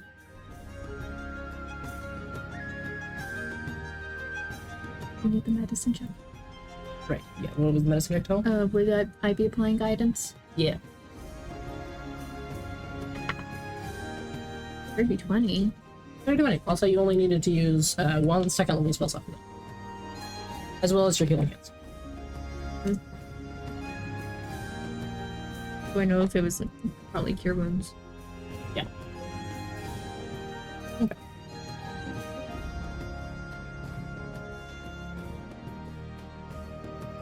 Alright, so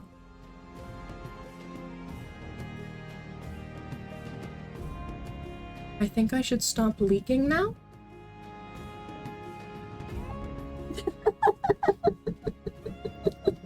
The blood should stay in my chest where it belongs. What did you do? I'm not entirely sure. I'll figure it out, probably, but I think the sword can do some things.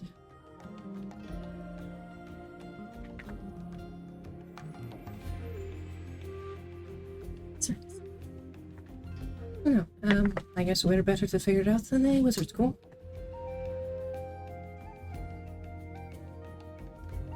You feel better now that you're not at threat of blood loss at all times?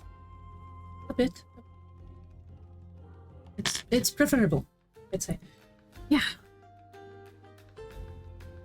Right. I need to watch these. Yes. I should also probably... It's bloody. We look Like we committed a murder? a little bit. Wait. It's probably... Oh, this wouldn't be helping. Great. That's... You... It doesn't... If I take off my gloves, that's a little bit worse. It's just bones. But, yeah, no. Alright. It'll probably be fine, and she just... To the dorms, I guess. We can wait for them to get back. Or, Yeah. unless do you have anything else that you wanted to do? I don't know, I was just gonna go for a walk at some point, just to figure out where things are. I'll head back to the dorm then, if you want to come in again, or if you want to take a walk, that's fine. I really need to watch these, though. I'll leave you to your consideration. I need Dash laundry. Laundry walk. I think Nevs will join her in.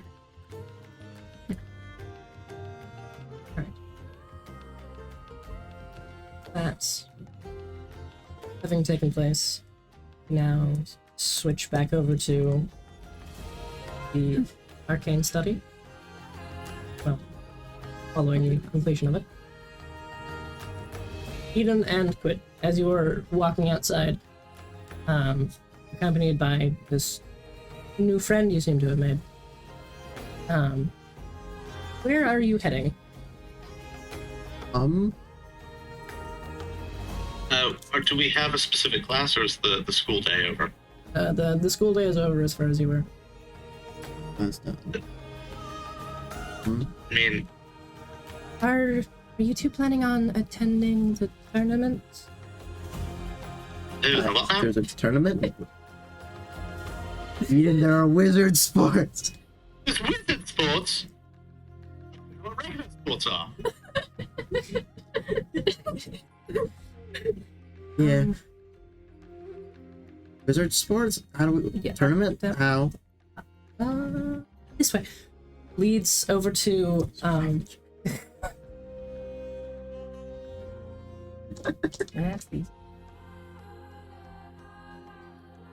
She goes the wrong direction 7 times. On the 8th try, she does go. No, Okay, you got it this time. yes, it's. Figure it out. Mm-hmm. If at first you This don't way. succeed, just do it She's again. eventually able to lead you to this large sort of like poster board of various events occurring at Floridian College, back in the sort of main thoroughfare where all the shops and things and the Hall of Admission was originally, and pulls off of one of them this poster and hands it to you. This thing? It reads the Floridian Tournament of Wizardry. Allowed to do it. I'm not a wizard.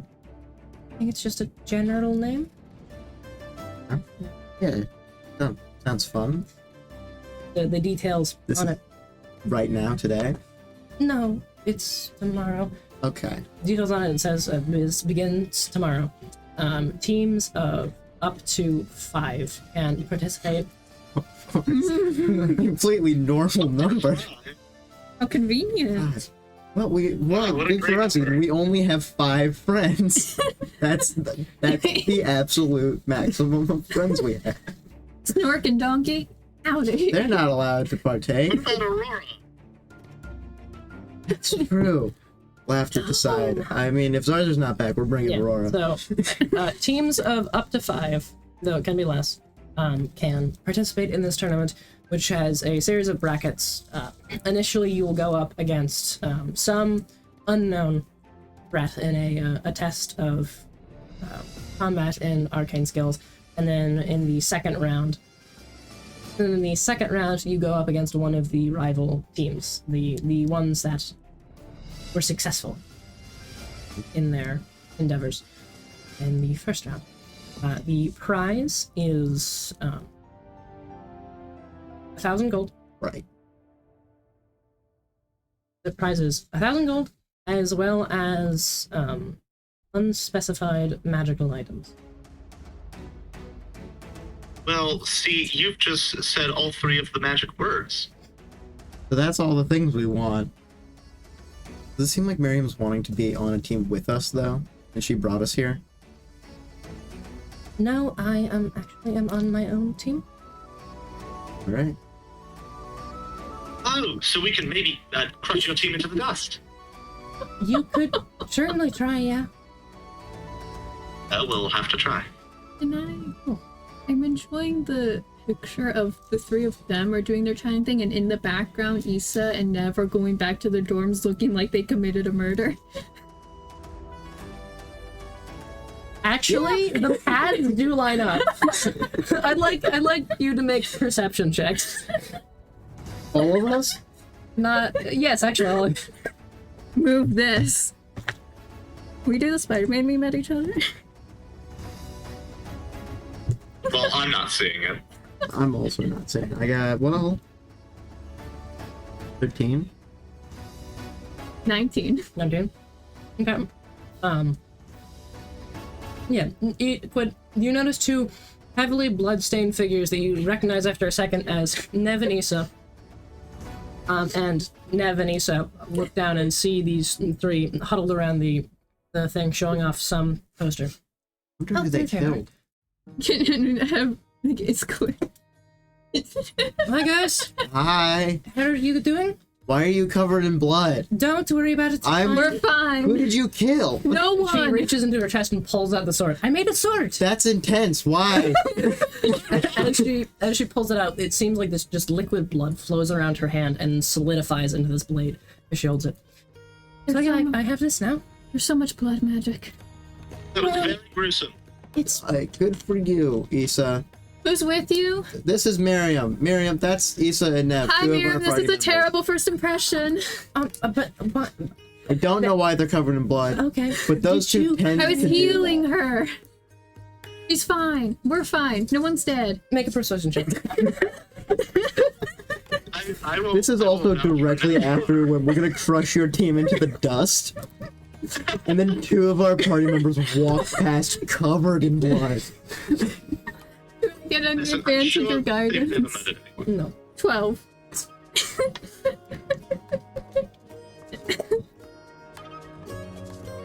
Bloody and wearing a mask, that's really not Now, helping. Miriam, Nev is not the type to murder someone. Yeah, Issa very is. actively So- anti-murder. Hey, not There in, could be an accomplice situation going on here. not in a while. There was no murder happening. That's There's not no an murder. offense. There's no murder. There was no murder this night. Do I need to zone of truth for I you? don't know. It's fine. Why would I lie I about don't that? know. There was recent almost murder, but that was done to me, not by me, so it's fine. No, stop talking about almost murders. That you're not helping your case. Hi, Miriam. It's nice to meet you. Hi. Yep. Right. Hi. Oh, actually, We need to Miriam, go- did you have to? Did they tell you to stab someone?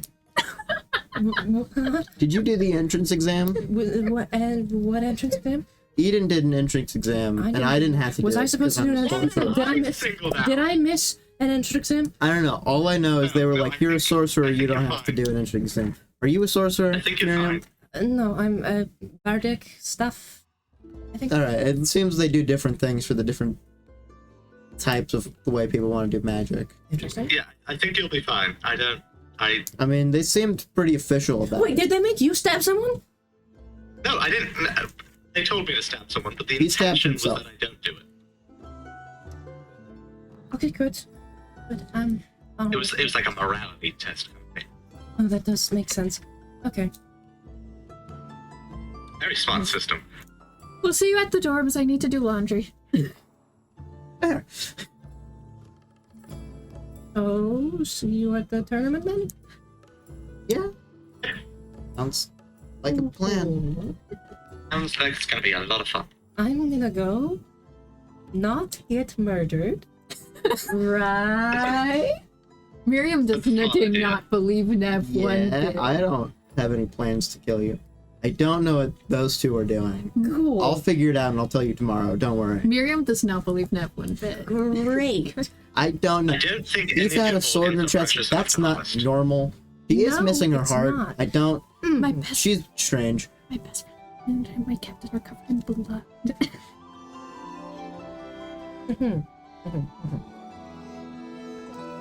You leave your friends alone for 5 minutes, you know? Actually, no. My friends don't do that. Well, my friend, I don't know who your friends are, but they sound really lame. All right, bye, Miriam.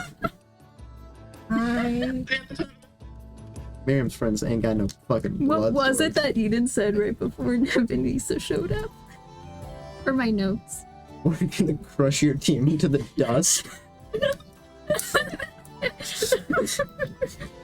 Thank you. Miriam quickly walks off. Damn. Going great between these characters. We made a great impression. Right, I did want to find some. I did want to look into some things. Alrighty. Are you needing me to go with you? Is that what this is, or are you telling me to leave you? You can come or you can stay. I don't know how. I don't know if it. Well, you're better at talking than I am, and I want you. Okay, yeah. You give me the sense that maybe your first thought won't be to steal something from the shopkeepers. Depends. Well, that's better than I have. Yeah. Alright, guess we're going on an adventure. Alright, where are you heading? Well, I'd like to... First of all, do I suspect that I need to pick up any components for the pollen? I don't think so. I think you have all of them. Great. Then I'd also like to find, like, paper and ink for spell stuff. Very easily acquired here. As much as I'm allowed to spend, I want. Well, you have, I think, He has 900? Okay, 100 is. Yeah, the Balkan teleport thing came out of his funds. Yes, that is true. I do have some money subtracted. Which is fair. Yeah, so you have 900. If you want to use all of that on that, you can. Oops. Can you get a bunch in, before we set sail, though?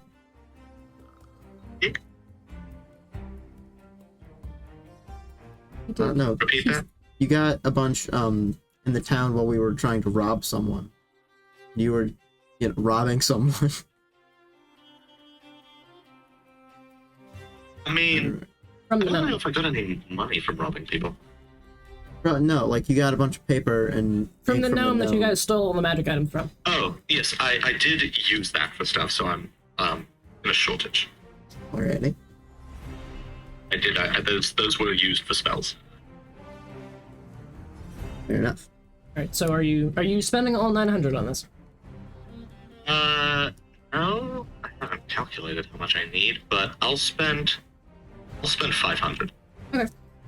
You do have to go to 2 shops. You buy the first one out completely. Actually, let me Eden, what the fuck? That's so much paper. And ink. let me do some quick math. Not quite 500. Okay. Is 100 not good enough? How much do you need? That is a lot. 459 is how much I'm buying specifically. 359. 459, so I have a total of 500. Okay, very 459. around. Yeah, because I already have 41. Chopper comes back with a bundle of rolled parchments and bottles of ink in their hands. Here you are. That should be about as much as you need. Smashing, thank you. You're wonderful. You're a great person. You should feel happy with yourself. That is a strange way of phrasing it, but thank you. Smashing's a new one, Eden. Where'd that come from? I'm not sure. Fair enough. Where to next? What are your passive perceptions? And bad. Or 9. It's either 14. that one or that. Wait, did you say your past perception is 9? Yeah. Eden has a What minus. the fuck? Eden has a -1 to perception. That's bullshit. Because- I have a 14. His wisdom. He's 8. I don't know if you've noticed my decision making, but my wisdom is terrible. Hmm. There's such a series of emotions happening here. I'm afraid. Okay. Who's here? You see, as you sort of you turn around and you see just a flash of Miriam's face disappearing around the corner, having been peering in. Eden? Yes. I think Miriam's watching us. Hmm. I wonder why. I don't know why she's doing that. Kinda creepy. Well, She's just watching us Yeah, a little bit. from around a corner somewhere. Do you want to hold on to some of this for me? Not particularly, but sure. Or do you have the bag of holding? Because we could just Yeah. put it in there. I feel like that's more convenient. Eden, you hear a voice in your head. This is your conscience talking. Do you like to murder people? Just asking for our own introspection?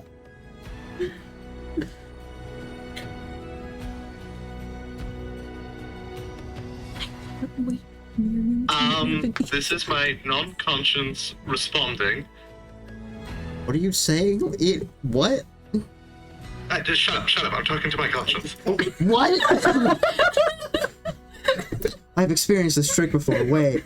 You have did this Have you? before. I've both done and experienced this before. Donkey and did this to you. Donkey did it to Quid, and Quid did it to someone. at Donkey some and point. Quinn did it to Nev. That is true. And Nev was like, both of you shut up, and they were both like, sorry, in the same tone. Eden, I've experienced this before. Are you sure it's your conscience? Oh. What was it asking? If I like murdering people. We'll say no. Do you? Well, do you enjoy yeah. murdering people? No, I don't like murdering. Alright, then say no. That's fair. Easy. Done. Yeah, conscience, I think. I don't like murdering people, that's a bad thing. Self-defense is okay, but murder, that's a no-no. Good. That means we're a morally good person. Yes. I think so. Mm-hmm. And what Does this about voice sound like vaguely familiar? what about your friends? It does, that's kind of why I believed it was my conscience, because it sounds familiar. Mm-hmm. Is it just a What about my person that we've friends? met that's like doing weird shit to you? Let's see. That wouldn't make any sense. Who would Who would do do that? that? It is very anti-murder. I feel like Issa would go through a traumatic flashback if she did a murder. Nev anti-murder. He said Hey, traumatized. Quid, how are you? What's your stance on murder? I mean, pretty similar to you. I mean, not great about it. Kill bad people. Try to avoid killing good people. Unless they're trying to kill you. Quid self-defense. I don't know if you can hear that, conscience. Did you hear what he said? No. He said he doesn't, killing people, in sort of like self-defense scenarios or, preventing the world from ending, that's okay. But, murder, that's bad. My notes are Nev anti-murder, Issa traumatized. Quid self-defense. Zaza, we don't need to talk about. This is an interesting case. He's very friendly. He's very friendly, but he's also and two he's a- guys, he's a so I very don't nice know. guy. He's very nice, yeah.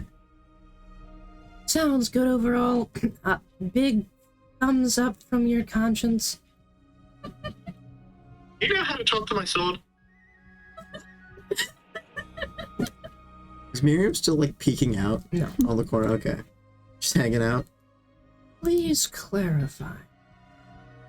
Well, see, my sword insulted all of my friends and then just randomly chose to help me out. But it hasn't talked since, and I want it to talk more. This is like a weapon? Yeah, sword. Okay.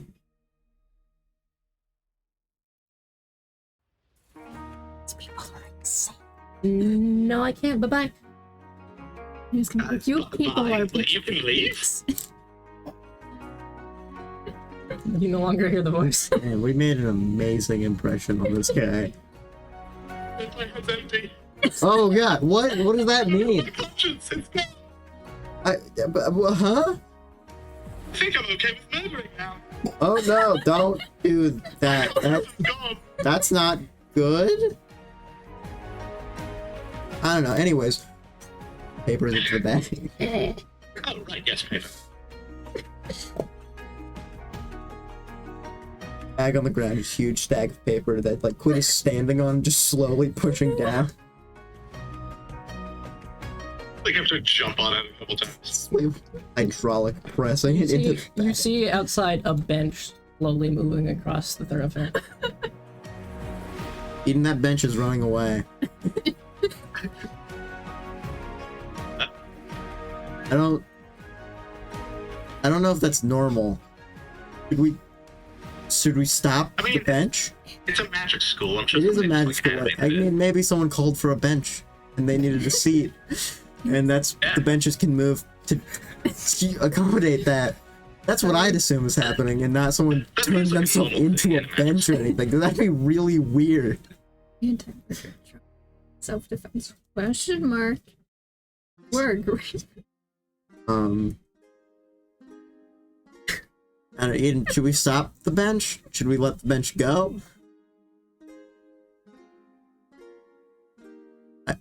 It's a bench. It's an object. Maybe it knows how to talk to swords. That's true. You should go ask. That's a good idea. Alright, I'm gonna finish this. The bench. Okay, so you chase up to the bench. As soon as you exit the shop, a moment passes and the bench increases in speed. I shall cast Expeditious Retreat on myself. I also have the plus 10 feet from my stone. Yeah, you catch up easily. The bench, you It's hauling ass. you hear the sounds of panting coming from the bench, and it sort of comes to a stop. Yeah, Hi. yeah. Does the bench sound like my conscience? Vaguely. Make what is this? Intelligence? Saving? Is this insight or intelligence? It's intelligence against a performance check. 19. Oh, wait, more, 21. Yeah, okay. It sounds vaguely like your conscience, yeah. What do you require? Are you my conscience? No. You sound a lot like it. It's weird. No, I sound very different now. Well, I think you're changing your voice a bit, so yeah, you sound a little different now. No. Is this where my conscience ran away into? Inside a bench? No, I'm just a bench. I'm going to can you give get back inside my someone a head, seat. You know, I mentioned Zaza, and I suddenly feel like I relate to him a lot. And what if... Hello, your conscience is back. In your head. You should leave that bench alone. It has things to go to do. Wouldn't walk out with a sword now. Yeah, you get out of the story. You see this confrontation between Aiden and a bench. Aiden, is the bench telling you how to talk to swords yet? No, it's being very difficult, and it sounds a lot like my conscience. What? Oh, yeah, no, well, the conscience is not your conscience. Yes, it Kind of? is. Don't listen to them. I don't know, unless they're not tricking you. I'm just saying, the trick... I'm you. Why would I be tricking you? I mean, I feel like I've tricked myself many Bench times before. Do you starts remember the away. deal we made? Well, we have to ask the bench a question. Aiden, ask the bench a question before it runs away again. Bench, hey, get back. The bench continues going. No, the bench isn't sentient. I was just possessing it. Wait, then why is it moving? It's magic. Bench is hauling ass. It's Oh, like it's maybe actively, it's it's not like just sliding slowly with magic, it's actively running. Chasing. No, you really shouldn't chase the bench. Your conscience does start to pant heavier and heavier. Wait, that makes sense. I'm running too, so you would be tired. Yes, that does make sense. What are you trying to accomplish? Well, if the bench isn't stopping, I'm gonna tackle it. Let's grab that bench.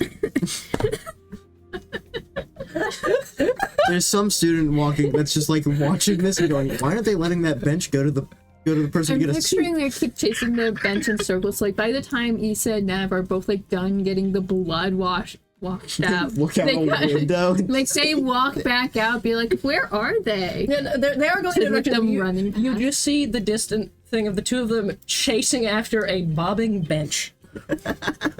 Should we go? I think they've got it handled. I'm so curious. That is true. Are they still covered in blood? No, you didn't want. Okay. We should go watch. So you just start chasing after. falling behind. All right, Eden and Quid. Eden, you're tackling the bench. Yes.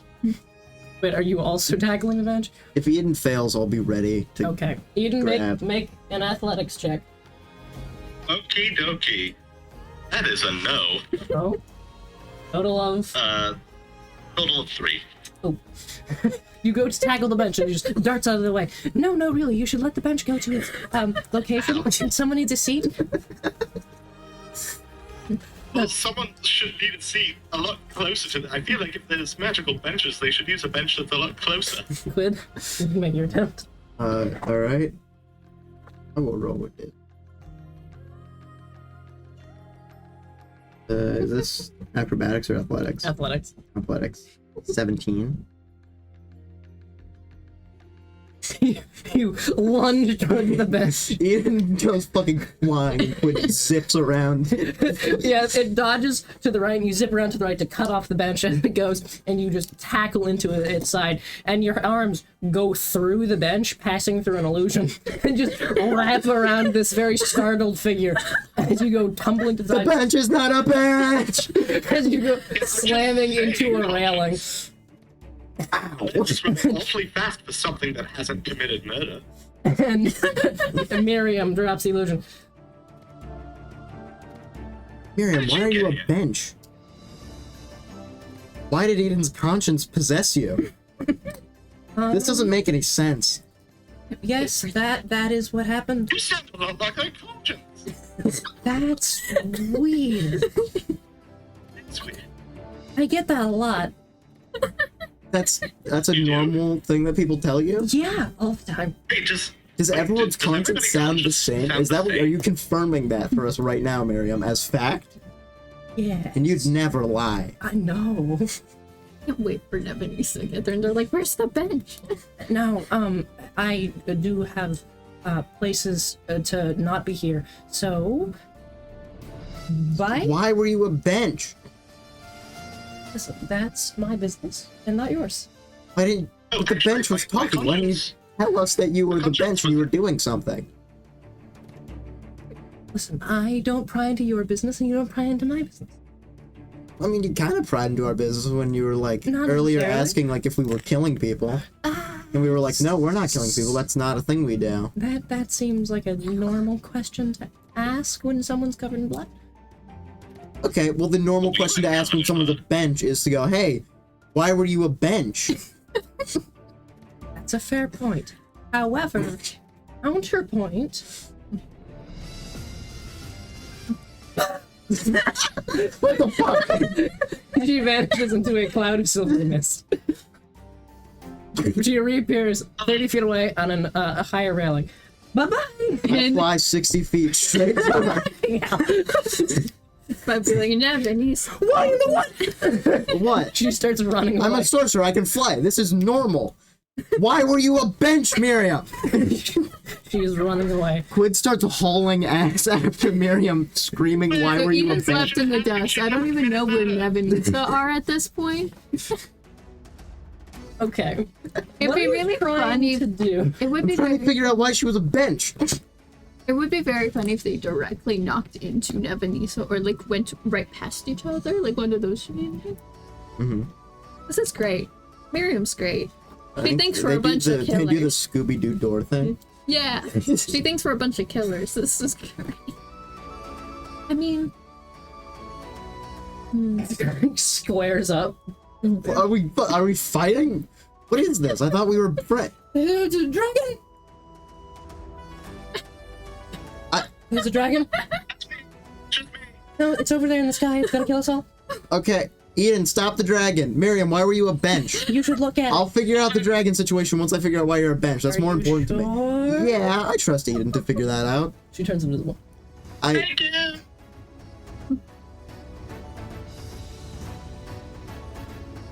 so I'm faster than her though, is the thing. oh my god. Can I kind of just take a guess at where she is? Try Make to a grab- grapple check at disadvantage. Fair. I can't wait for Nevinese to get back. I don't know. What do I add to this? It's just strength, right? Unarmed strike attack. No, it's an athletics at disadvantage. Oh, okay. Alright, 15? With a startled yelp, you lunge forward and once again tackle Miriam to the ground. But please just let me leave. Explain why you were a bench. I was trying to figure out if you guys were murderers. We told you that we weren't murderers, Which is Miriam. what a murderer would say. Okay, maybe, but like, What would it what would a non-murderer say then? The same thing. That's my dilemma. Great! Do you kill people? No. I don't believe you. See, you see my point now. You can't see it, but there's a shrug.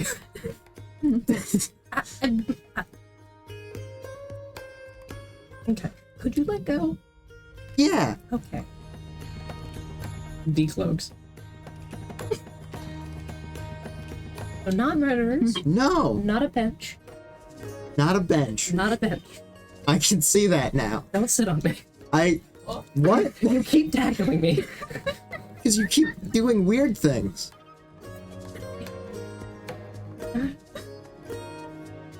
Yeah. Okay. I don't know. What? I don't know what your whole thing is, Miriam. What? She leaves.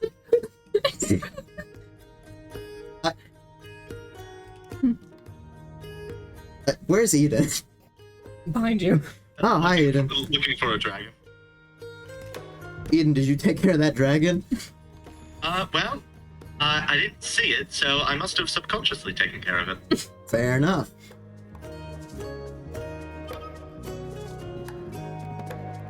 Oh. Yes, Nev and Issa are now rounding a lift and bringing themselves up to your position. Did you catch the bench? Hey, Where's the bench? Miriam was a bench. Miriam was a bench. Miriam turned into a bench. And it's Yeah, also but- Eden's conscience? yeah, it sounded a lot like my conscience. Yes, I think that's definitely what happened. And nothing else. My conscience you was agree? curious if you two are good with murder. Are you murderers? Generally not. I think it's bad. Not a fan. Do any of you know so Preserve? that's what I communicated to my conscience, so I'm glad Preserve that is you I can't always tell Zerzur's morals, aside from I don't think he wants us to get hurt. I don't think he would. I don't know, it didn't, like, attack civilians at any point yet. He killed Why was bad guys. Miriam a bench? I don't know why Miriam... Well, no, I know why Miriam was a bench. Miriam was a bench because she was trying to sneak away after trying to ask Eden if we were murderers. And then she was a bench. Trying to Okay, sneak so we away. are the most suspicious people ever again. I don't know, she was a bench. That's very suspicious. So hence why I chased her and asked her why she was a bench. Right, of course. Is one of your classmates just going to think we're all murdered? I mean, I think I semi-convinced her that I wasn't. And if I was, and she was a bench and I was chasing her for that long, more accurately, I would have just, like, attacked her instead of just, like, being like, stop, why are you a bench? You know? I believe in the span of a few days we've gone from we prevented a demon from being summoned into the material plane. Your classmate thinks we're a bunch of murderers that are really bad at pretending like we're not. Yeah, I don't know, Well, I you're don't... both covered in blood. What's your passive perception? 17. Is she still here? God, no. Mine's a 14. Seven. Do I see her? You both hear a, like, startled when Nev mentions the demon thing, and Miriam then shrinking out of sight Hi, Miriam. on an upper. What's up, Miriam? Do you wanna I be- thought you left. You did the pachaz and you ran. You want us to just explain things? I'll explain my whole thing to you right Her now. head pokes through the thing. No, I think it's good. You were murderers when you thought I was gone. You would have said so. Is that how that works? Probably. Yeah. Seems like how that would work. I don't know. We did kill a demon the other day. That was pretty fun. But we didn't kill the demon. We didn't kill a demon. We killed the herald of a demon. We're trying to convince her we're not murderers. Okay. So We stopped a demon from being. Okay, we did sta- you we hear about saved the Rothar? world from ending. Basically, is what happened. Did you hear about the Blades of Gilrac? Vaguely? I mean, there was a point where like all of Lytel was like overrun by like demon infested Yeah, but critters. we're up in a mountain. We are up in a mountain. Were there any No, demon it was not infested like birds? it was just Renault for the most part. Okay. Like down at Unalyned. We heard something about that, the word travels rather slowly. Yeah. Well, so in Renault, No one knows what we do. there's this guy that was named Rothar, and he was trying to summon a demon god here, which we decided would end the world because the other gods would go, hey, that's not cool, man, and they'd all attack at the same time, which would kill everyone, which would be bad. So we stopped Rothar. Rothar, bad guy. It's self-defense at that point, to be honest. He if they're did trying to almost end the kill- world, He really did almost kill you. he did also. Well, no, Zarzar technically threw me in acid, but he was holding me when he got thrown. Well, okay, our party member Zarzar threw him into acid, but he was grabbing me at the time, so I got thrown into acid, and then Issa saved my life, and it was awesome. You'll probably be able to find Zorzard. There's a guy that kind of looks a little bit corpse-like. He's about yay big horns. Tiefling bones, hands. He doesn't have that much. He's A bit. he died. I think I saw him with you earlier. Yeah. Yeah, that guy.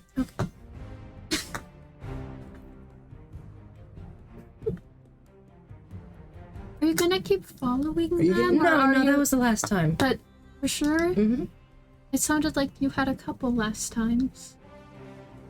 Wow. Insight check. Inside. Is this just your thing, Miriam? You just follow people? Not generally. I want to make sure I'm not going to be murdered. And I don't. It seems like she does intend to leave this time. okay. And she pulls her head back, and you Bye, hear footsteps Miriam. walking away. Sorry for startling you. Bye. See you tomorrow. Bye, Miriam. Ask me things for killers. I think so anymore. Seems like she thinks you're not. Does preventing a demon from being summoned balance out? You could have killed someone. Oh, you guys could have Probably. explained what you were doing to her. Could have been like, yeah, Someone- you have a sword that's blood. I don't know what's happening with you two right now. I don't just know went what's to the happening with me forge. either. Went to the forge. Went to the forge and made a I- blood sword. I kept her from bleeding out. Right. Yeah, normal things for you guys. I told her that Well, was normal yes. for you two. And hopefully I won't have to do that again. Hopefully Well, not. aside from... Anyways, we're gonna do a tournament tomorrow. Oh, yes. Here's the poster. Very crumpled up poster. All right. Sounds good. Teams of 5. Which Convenient. is very convenient for us, Yeah, you know. and test this. It's weirdly specific. It was weirdly creepy, Issa. What? Weirdly ominous to pull a sword made of blood out of your chest and go, "Oh, I can finally test it out." I don't know what it I is yet. understand that, Issa. You kind And of I like understand went that into you're the- not a murderer, but if I was Miriam right now, that's murderer shit. Like you went to a day, sort of, oh, do we? Like blood red eyes? Okay, so I think Uh-huh. I'm communing with ancient beings. When that happens. Okay, but that sounds like a bad idea. Usually that's bad for Not us. always. It's just Some ancient beings are nice. it's just 'cause they're often bad old, for That us. seems ageist to me. It just meant like communicating with Nah, stop being mean to unknown old beings in people. general. What? What? It hates grandparents. Alright, should we head back to the dorms? I guess. I don't know what Yes, we're. actually, there's a thing I want to do. Alright, I guess I'm still helping Eden do stuff. Alright. Later, gang. Oh, Aiden, did you figure out magic?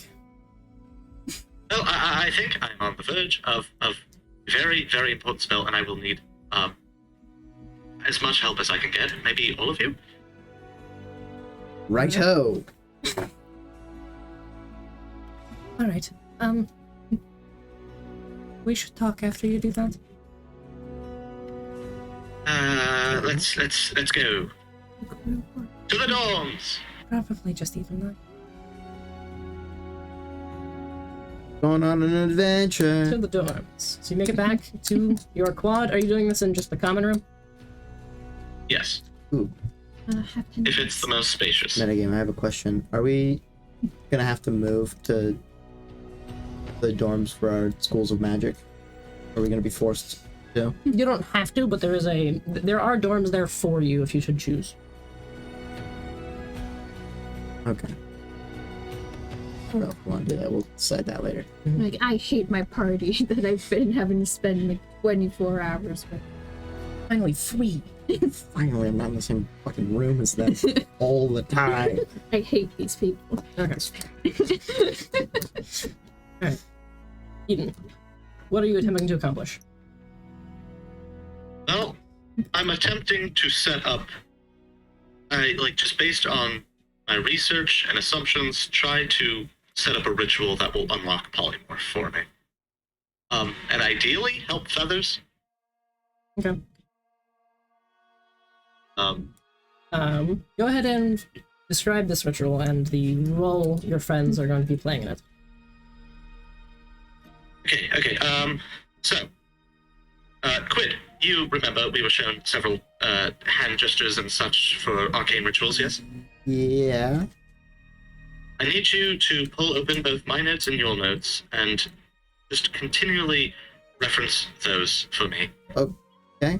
Sounds like a plan. I'll ask for specific things and you'll tell me which hand gesture correlates. Issa, I might need you to manage the materials. Just take this bag and this bag and this bag and this bag and this pouch and this bag and this one. Oh, and this one. And just manage, please. I will need certain materials in certain amounts at certain times. So if you could hand the right ones at the right times in the right amounts to me when I need them, that would be wonderful. Put them all straight onto a desk. Alright, I think I can manage that, probably. Oh, and this one. That is it. Nev. Well, one, I need you to make sure that if something goes wrong, we don't all suffer a horrible, painful death. Great. Mm-hmm. I also think you would be the best in... I'll be having to draw several runes and such. Honestly, this entire space. So if you could cover that half of the room while I do this half of the room, pay attention to the amounts that you need, pay attention to Quid. Here's the spellbook. You'll need to follow those instructions. Of course. But does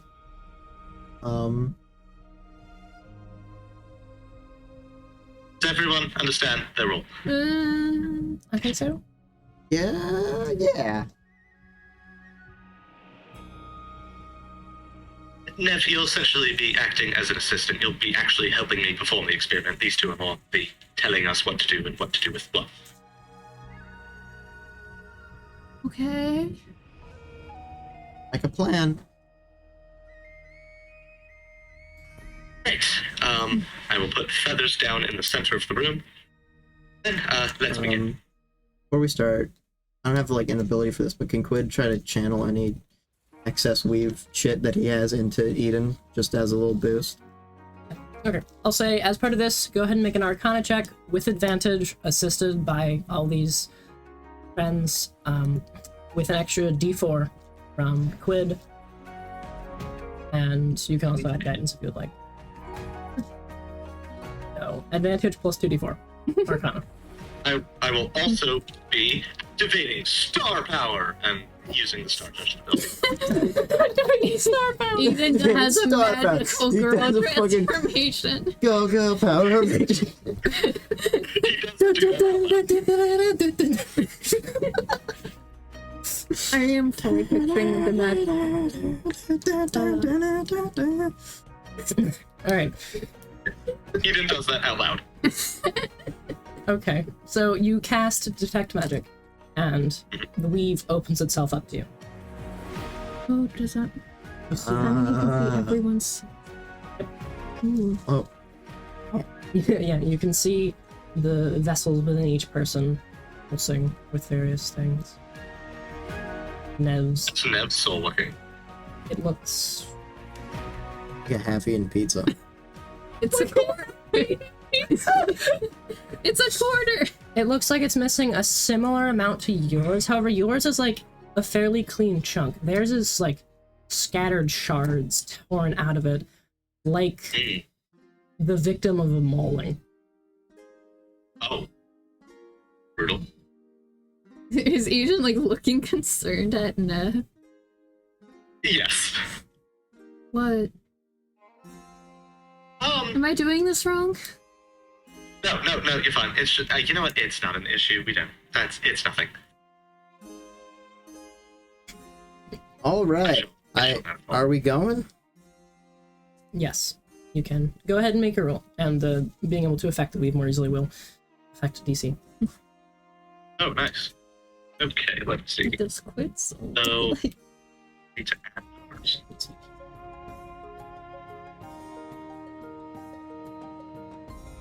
21. Oh.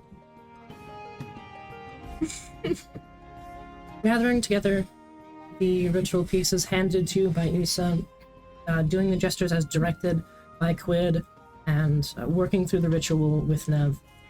Left stop. It's like, I don't know what I'm doing. You are able to set up this sort of ritual circle, a almost ritualistic version of the polymorph incantation, in order to hopefully restore Feathers to his usual form.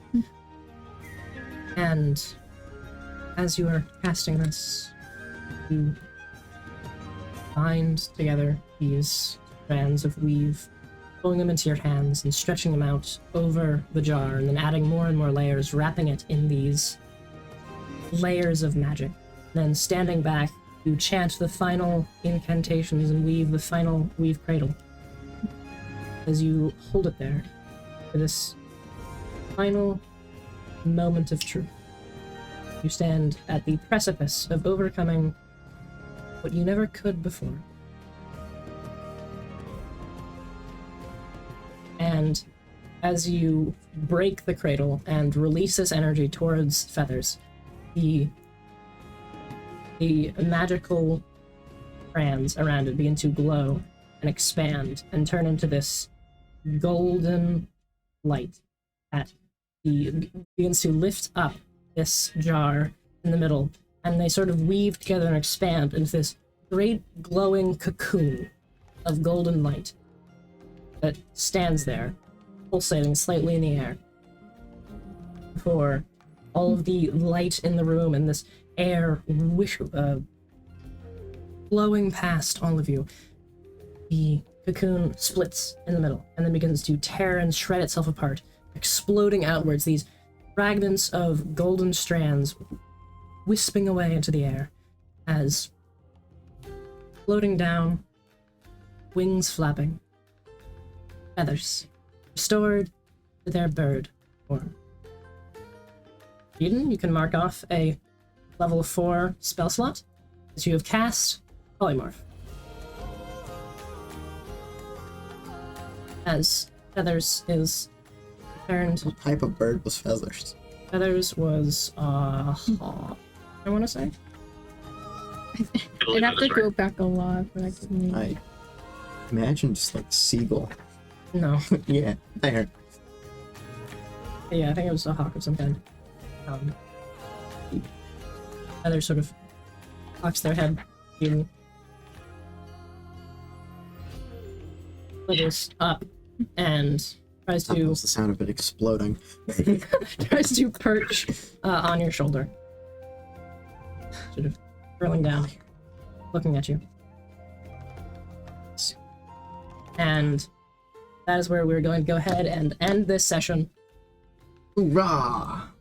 Thank you so much for joining us. Went slightly over, but we started a bit late, which we never When do. do we ever start early? We're on time. No. But Never. we will see you all back here for our next session, the continuation of this arc. But until then, farewell.